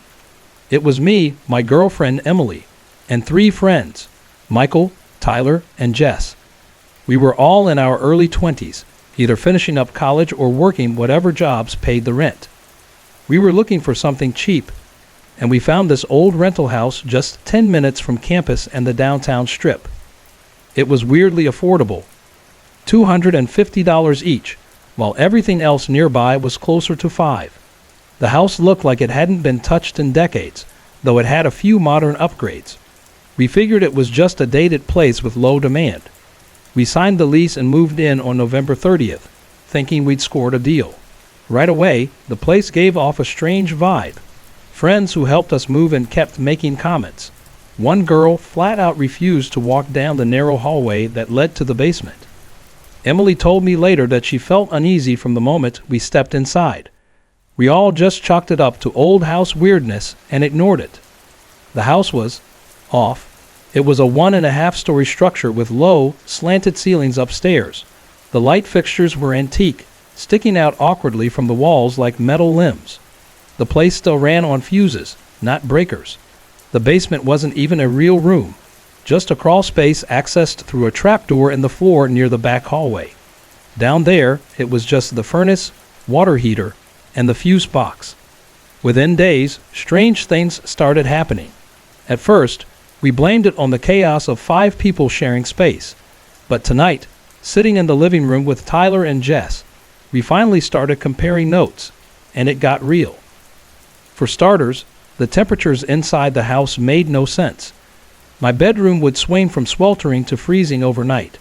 The kitchen, always cold even when the oven was on. And the living room, it changed depending on where you stood, like some invisible draft followed you around. We suspected people were messing with the thermostat, but we checked. It hadn't budged from 67 degrees Fahrenheit all week. The lights in the living room flickered twice in 1 week. Not the usual flicker, a weird, almost pulsing dimness that would stop only when it wanted to. In the detached garage after a party, I went out alone to clean up. The overhead light barely glowed until it suddenly surged to full brightness, and the whole time I was out there, I felt like someone, or something, was behind me. 2 roommates swore they heard noises near the trapdoor hallway. One night, while they were having a smoke in the kitchen, the trapdoor slammed shut by itself. None of us use the side door in that hall anymore. Even though it's convenient, it's just wrong. Like walking into someone else's space where you're not welcome. The room's used for storage now. No one goes near it at night. A few days ago, around 5 a.m., I woke up needing the bathroom. I decided to take some dishes down too. I didn't flip on the lights. Emily was still asleep, and I didn't want to wake her. But as I stood at the top of the stairs, I heard it. Rustling, chewing, and then a low, wet growl. I froze. Then I ran, dropped the dishes in the sink, darted back upstairs, and locked the door. Emily and I stayed in bed until sunrise. We were too scared to move. Our electronics have been acting up. Emily's laptop and mine lose internet randomly, but only ours. A wireless printer quit working entirely. Michael's computer straight up died the day after we moved in. It cost a couple $100 to repair. And some of the outlets only work when they feel like it. One night, I blew a fuse while making pasta. I replaced it twice, but the power wouldn't stay on. Then Michael tried. Suddenly, it worked perfectly. We keep misplacing things, not just phones or keys, everything. One morning, I couldn't find my USB drive. I'd left it on the table. Emily walked in, looked once, and said, "It's right here," like it had been there all along. People lose their wallets and keys in this house, only for them to reappear in their pockets or right where they looked before. The landlords, they're something else. A couple in their 50s, friendly but unsettling. There's something behind their eyes that doesn't quite match their words. Emily says they give her the creeps. I don't know. They've never done anything wrong, but it feels like they're hiding something. Everyone here has felt it, that sensation of not being alone. Like someone standing just out of sight. Emily flat out refuses to go downstairs by herself after dark. And recently, that feeling has grown stronger, more oppressive. Like whatever's here is watching more closely now. I keep telling myself these are coincidences. Old house problems. 5 stressed out people fueling each other's paranoia. But still, the pattern is hard to ignore. Is there something here? Something wrong? I don't know if I believe in ghosts. But whatever's happening, it's changing us, making us doubt what's real. And I can't shake the feeling that we're not alone. What do you think? Are we just imagining it? Or is something waiting beneath that trapdoor? This was around 6 years ago, back when I was 23. Before the house, I'd lived alone in a small apartment in Cedar Hollow, just outside of Portland. I'd just come out of a rough breakup.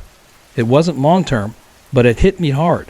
July rolled in with suffocating heat and the kind of silence you only hear when you're truly alone. At first, it was little things. I'd hear the ping of a text notification from my phone, but there was nothing there. No messages, no missed calls, just the empty glow of the lock screen. I brushed it off. Ghost notifications. Whatever. That October, after the breakup, I got a pair of finches to keep me company. I wasn't ready for a dog or cat, and the apartment didn't allow them anyway. The birds helped. Their soft chirping filled the silence. But not everything the birds did made sense. They were quirky little pets. 2 zebra finches I named Peanut and Doodle. They loved Ella Fitzgerald and the Beatles, but oddly enough, they seemed agitated whenever I played anything grungy, like Nirvana. One evening in early fall, I let them out of their cage and sat on the edge of my bed with my old acoustic guitar, strumming a song I'd written called "The Ghost in the Wall." The lyrics were metaphorical, something I'd penned months earlier after a bad breakup. It wasn't about my most recent ex, though ironically, he used to whistle along to it every time I played it, completely unaware of the song's origin. So there I was gently strumming, the birds hopping along my windowsill, when I heard it, the whistling. Soft, steady, and following my melody exactly the way he used to. My fingers froze on the strings. My head lifted. The room was completely still, except for that faint whistling. Peanut and Doodle were silent. Not a chirp, not a flutter. Just staring at me with those tiny, dark eyes. That sound, it wasn't them. One chirped like a squeaky wheel, the other squawked like an old hinge. This was different. Human. Too human. At first, I thought maybe my ex was visiting one of the neighbors. He knew a few people in the complex, and maybe, just maybe, he was messing with me. But the sound hadn't come from the hallway or another room. It had felt inside, like it had come from where I was sitting. The windows were sealed shut. It was a chilly October night in Pine Lake, the kind that makes your breath fog up inside. Even if they had been open, I couldn't have heard someone whistling that clearly from the street. After that, I couldn't shake the feeling that I wasn't alone. A few nights later, tucked under my covers with the fan on low, I started hearing this strange, low buzzing sound. It reminded me of the electronic static you'd hear when a phone speaker gets interference, but it was steady, almost musical. I pressed my ear against the bedroom wall. There it was, like experimental ambient noise, oddly reminiscent of that weird outro in The Widow by the Mars Volta. I've been listening to that song a lot lately, thanks to an old burned CD a friend gave me. At that point, I knew I needed backup. I texted my friend Melanie. She believed in this kind of stuff. She was the type to keep sage in her glove compartment and could tell you which crystals helped with nightmares. There was an old wooden panel in my room screwed into the drywall. I'd always assumed it was covering some kind of wiring or plumbing, but that night it suddenly felt important. Melanie came over the next evening, and we unscrewed the panel together, half expecting to find something bizarre, maybe an old journal or creepy doll. All we found were cobwebs and copper pipes, nothing out of the ordinary, probably an access point for the bathroom plumbing behind it. We were both sitting there, disappointed, when the buzzing started again, but this time from a different wall. Melanie leaned in, placing her ear gently against it. After a few seconds, she jolted back, her hand covering her mouth. "What? What is it?" I asked. "Listen," she whispered. So I did. At first, just the buzzing again, and then I heard it. Breathing. Slow, rhythmic, and way too close. It wasn't through the wall. It felt like it was right beside my ear. I flinched and stepped back, hand trembling. Melanie looked pale but strangely calm. "You heard it too, right?" I nodded, barely able to speak. We stepped out into the hallway, trying to rationalize it. She mentioned the guy in the unit next door. Maybe he had sleep apnea and the sound traveled through the wall. That wall was shared with his apartment, and it could have been his bedroom on the other side. It made some sense. Still, something about it didn't feel right. The breathing wasn't distant. It was with us. Melanie brought out the sage she always kept with her and asked if I wanted to smudge the apartment. I agreed immediately. We walked from room to room, wafting the smoke into corners, whispering prayers neither of us really remembered the origins of. After that night, the noises stopped completely. I stayed in that apartment in Pine Lake for a couple more years, gave birth to my son there, left when he was just under a year old. Whatever that presence was, it never returned. To this day, I don't know what it was. Maybe the sage helped. Maybe Melanie was right, and I was somehow manifesting all of it. Or maybe it had something to do with my upstairs neighbor. He was a reclusive man, never said much. Shortly after I moved in, I saw paramedics wheeling him out on a stretcher. He was gone for weeks. Then, oddly enough, he came back just after we smudged the place, and right when the activity stopped. I've always wondered, what if he'd been in a coma? What if his spirit had been wandering while his body was out of commission? What if he'd heard me play that song before, when my ex and I were still together? Maybe he picked it up, learned to whistle it? But that didn't explain everything. The weird cell phone-like buzzing started before his hospitalization, so the timeline never quite lined up. 3.5 years ago, my mom and I moved again, this time to a 2-story townhouse in a wealthy little neighborhood just outside Silver Springs. It was one of those 2 quiet suburbs, all trimmed hedges and motion-activated porch lights. There had only been 2 previous owners, a family with a baby, and before them, a single man no one knew much about. Shortly after we moved in, we started finishing the basement. The plan was for me, now 15, to use it as a bedroom. The contractor we hired was an older guy, friendly but jumpy. He'd make excuses not to come alone, and the project dragged on for months. When it was finally done, almost a year later, I settled into my new space. It was cozy, with warm lights, a small writing desk, and my collection of books along the far wall. And that's when the strange stuff started again. At first, it was little things. Tapping, soft creaks in the corners, paper falling off my desk when no one was near. I kept the large box fan running most of the time to drown it out, blamed everything on that. But things got worse after I turned 16. One Saturday afternoon, I was lying in bed, waiting for my boyfriend, well, ex-boyfriend now, to come over. I still remember that first night like it happened yesterday. I was lying in bed in the finished basement of my mom's house in a small town called Pine Hollow, Illinois. I'd moved back home after a bad breakup, trying to get my life back together. One night, as I was drifting off, I heard footsteps creaking down the wooden stairs. I pulled the blanket up and pretended to sleep, hoping it was just my mom or maybe the old house settling. But then, I felt the mattress sink beside me. It wasn't subtle. The bed let out a loud creak, and I could feel the presence of someone, or something, leaning in, close enough that I felt warm breath on the back of my neck. I lay frozen. After a few minutes, I slowly rolled over. No one was there. My heart sank. A wave of cold passed through me, like walking into a walk-in freezer. I bolted upstairs and didn't return to that room for days. A couple of months passed. I tried to convince myself I imagined it, but one night I was woken by a loud thump. I was home alone. Too scared to move, I stayed in bed, holding my breath, willing myself back to sleep. Then, I felt it again. Someone was standing right beside me. I could hear soft breathing. I could feel it, warm, steady, like someone leaning in just inches from my face. When I finally opened my eyes, nothing. Still, things continued to happen.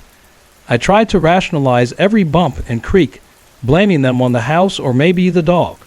I started keeping my golden retriever, Daisy, in the room with me.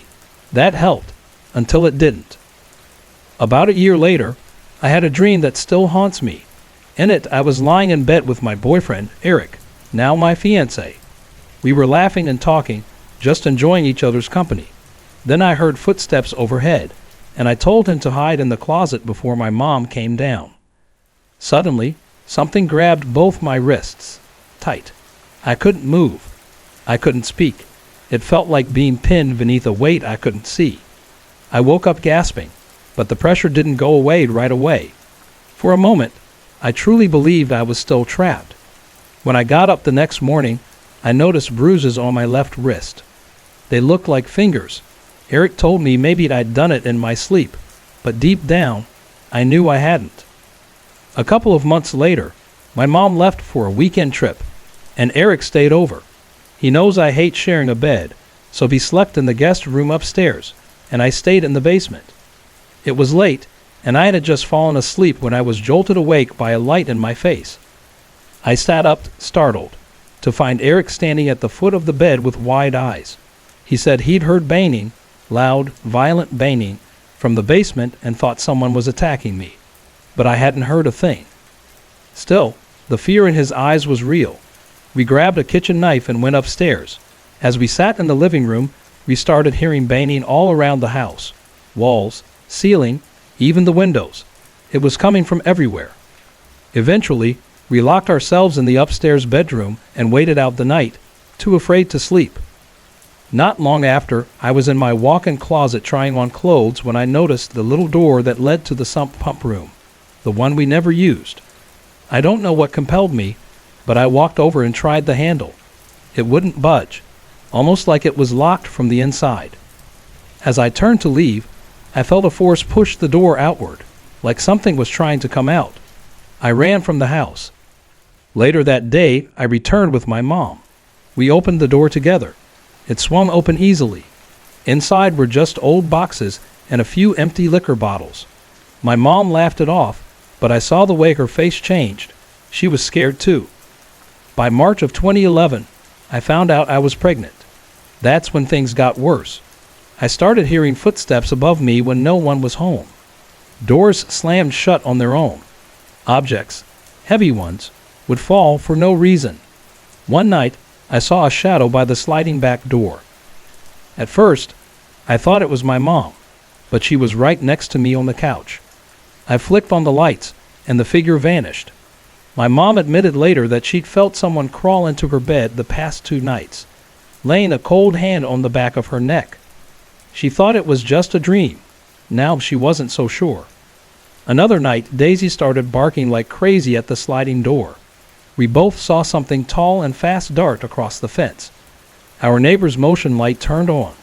Whatever it wasn't human, and it vanished into the field behind our house before we could catch another glimpse. After my son, Noel, was born in October, the activity returned. His baby swing would start rocking on its own. The monitor would pick up faint whispers, too low to understand, but not mine. I'd see flickering shadows under my bedroom door and feel paralyzed, unable to move until they disappeared. But the worst moment happened one afternoon while Noel was napping on the couch. I watched in horror as his body went stiff, arms stretched out, legs trembling. His face twisted into panic. Then he screamed, a sound I'll never forget. It happened again the next day, and it hasn't left me. Some nights, I still wonder, what if whatever it was never really left? Have you ever experienced something like this? Or maybe you felt that cold breath behind you too.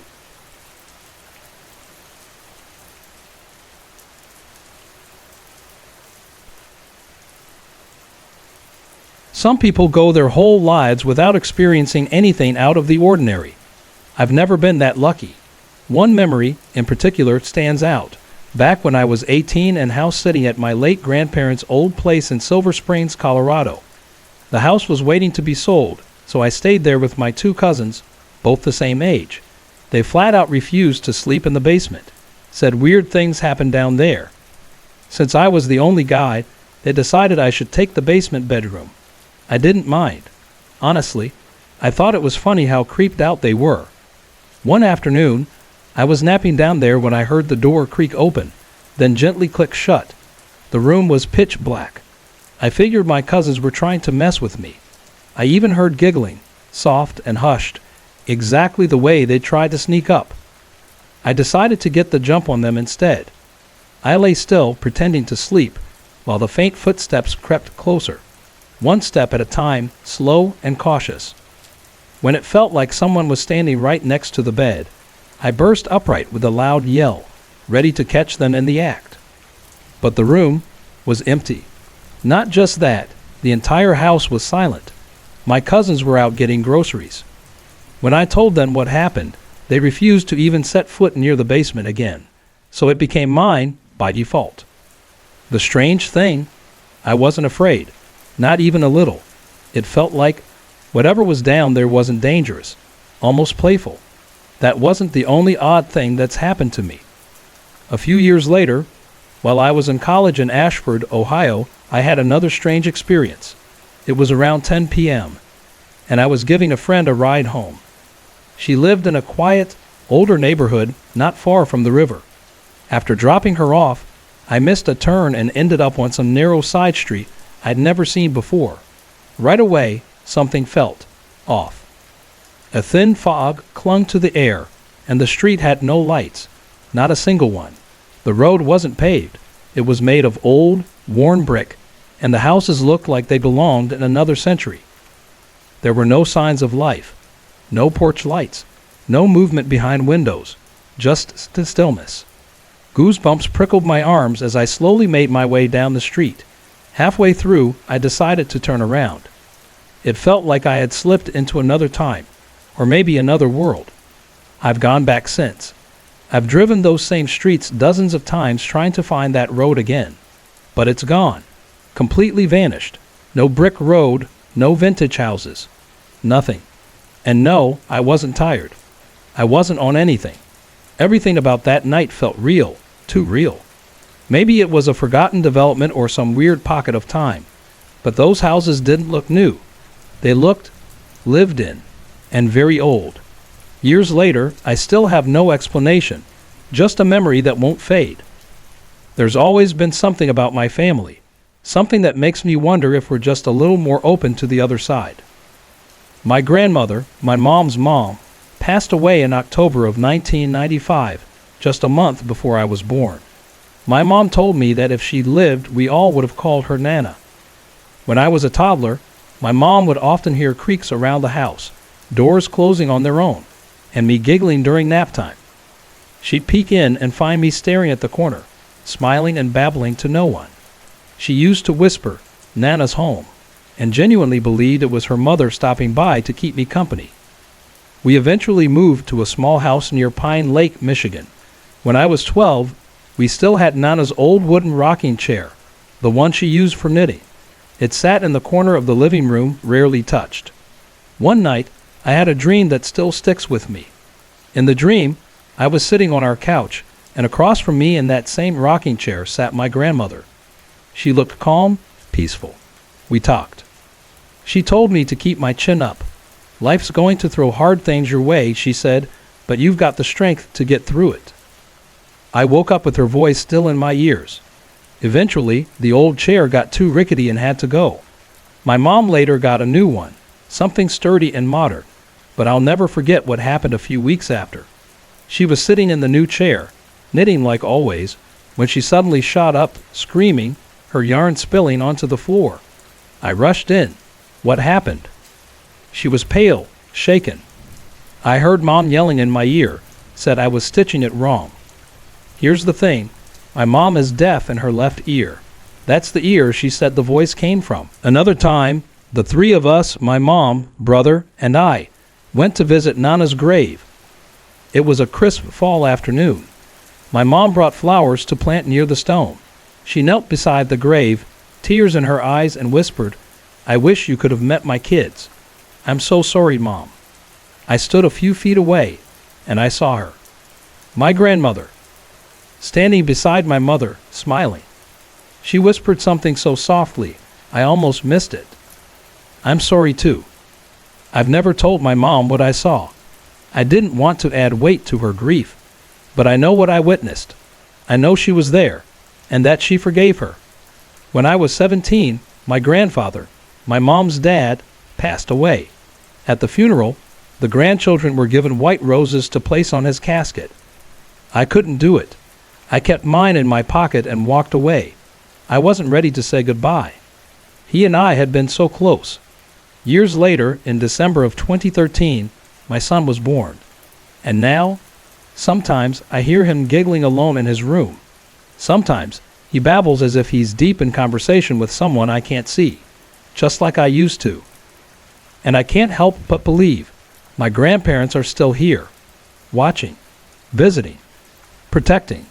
A few winters ago, my partner Colton and I were driving home from his parents' house near Fox Hollow, Montana. The roads were slick with ice, so we took it slow. Somewhere near the halfway point, I looked up and noticed the moon. It looked unusually large, and it was turning red, this deep, blood orange hue that didn't seem natural. Growing up with spiritual beliefs rooted in old traditions, I've always been attuned to signs, especially when they show up in strange places. That night, the road felt unusually heavy, like the air itself was watching us. I didn't want to alarm Colton, so I kept my discomfort to myself and just asked if we could slow down a little. The road twisted through foggy hills, and it was already past 1 a.m. when we finally saw the first streetlights at the edge of Silver Springs. Just as we rolled up to the intersection, a black figure appeared right in front of the car. No warning, no footsteps, just there.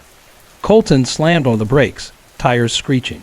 We both blinked, and the figure was gone, vanished like smoke. Thankfully, no one was behind us. The light had turned green, and if anyone had been tailing us, we'd have been rear-ended for sure. Colton has a gentle heart, in every sense of the word. He's had heart problems for years, and in that moment, he clutched his chest and started crying, thinking he'd hit someone.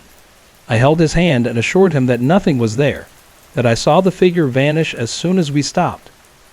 He pulled over to the shoulder, trying to breathe, his hands shaking. He kept asking, "What did I see? Did you see it too?"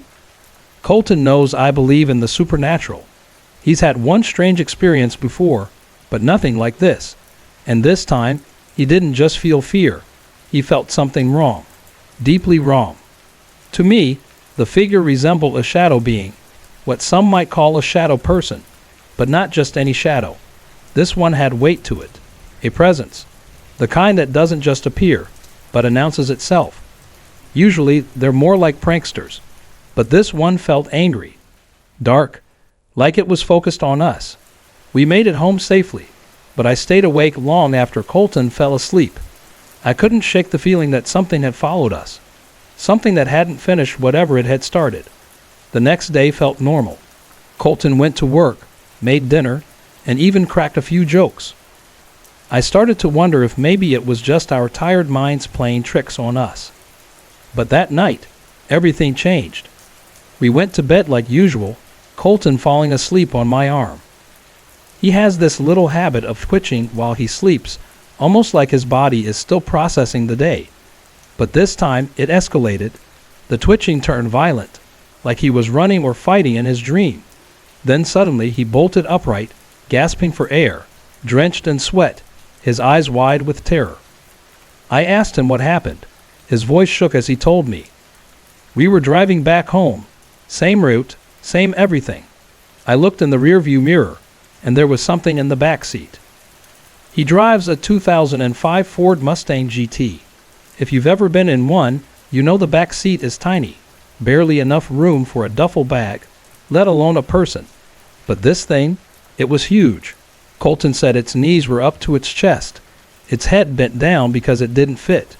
The thing's face was grotesque, feline and stretched, its eyes sickly yellow with slitted pupils, and its grin, wide, jagged, almost carved into its face. And it was staring at me. In the dream, Colton slammed on the brakes and jumped out to help me, but when he looked over, I was gone. So was the figure. He screamed for me, searching the car, the road, the trees, until he woke up, still shaking. For the next 2 nights, he didn't sleep. Even during the day, I could see the fear lingering in his eyes. He smiled, tried to play it off, but he was on edge. Every creak, every shadow made him flinch. On the 3rd night, he finally drifted off early, exhausted. But not even an hour later, he shook me awake, convinced something had happened. His dream had started in our bed. He said he opened his eyes and saw the same shadow figure standing over me. I was turned away, fast asleep. The thing's face was twisted in rage. Colton shouted at it to leave me alone, but instead, it lunged at him, pressing a long, bony hand over his chest, right where his heart is. Panicking, Colton grabbed its arm and shoved his hand into its chest. He said the shadow let out a high-pitched, horrible screech and shot toward the closet before vanishing. That's when he woke up, and when he looked at me, I was lying in the exact same position I'd been in during his dream. Now, here's something important. I've always had shallow breathing during sleep. Sometimes I stop breathing altogether for a few seconds. We've talked about it before, but that night with everything going on, I think it pushed him over the edge. And here's the part I haven't told many people. After he drifted back to sleep, I looked over at the mirror across the room, an old one mounted on the closet door. I swear on everything, I saw it. The same shadow figure. It was watching me through the mirror, its eyes locked on mine, and then it turned away and vanished. Since that night, nothing else has happened. Not directly anyway, but Colton still brings it up sometimes, late at night when the house is quiet. He asks if I think it's gone for good. I tell him I hope so, but the truth is, I'm not sure. Most of my experiences with the paranormal have been visual or physical, but every now and then, I hear a voice. Not from a person, not from anything I can see, just a voice. And strangely enough, it's always female, and it always brings a sense of calm. The first time I heard it was when I was a teenager. I was flying with my parents to visit my sister in Colorado. It was a small commuter plane, half empty. Everything was normal until we tried to land. Just as we began descending, the plane suddenly pulled back up into the sky. The pilot came over the speakers and told us the landing gear wouldn't deploy. He'd try one more time, and if that failed, we'd have to prepare for a belly landing. I remember seeing the flashing lights below, fire trucks, ambulances, foam sprayed across the runway. The tension was unbearable.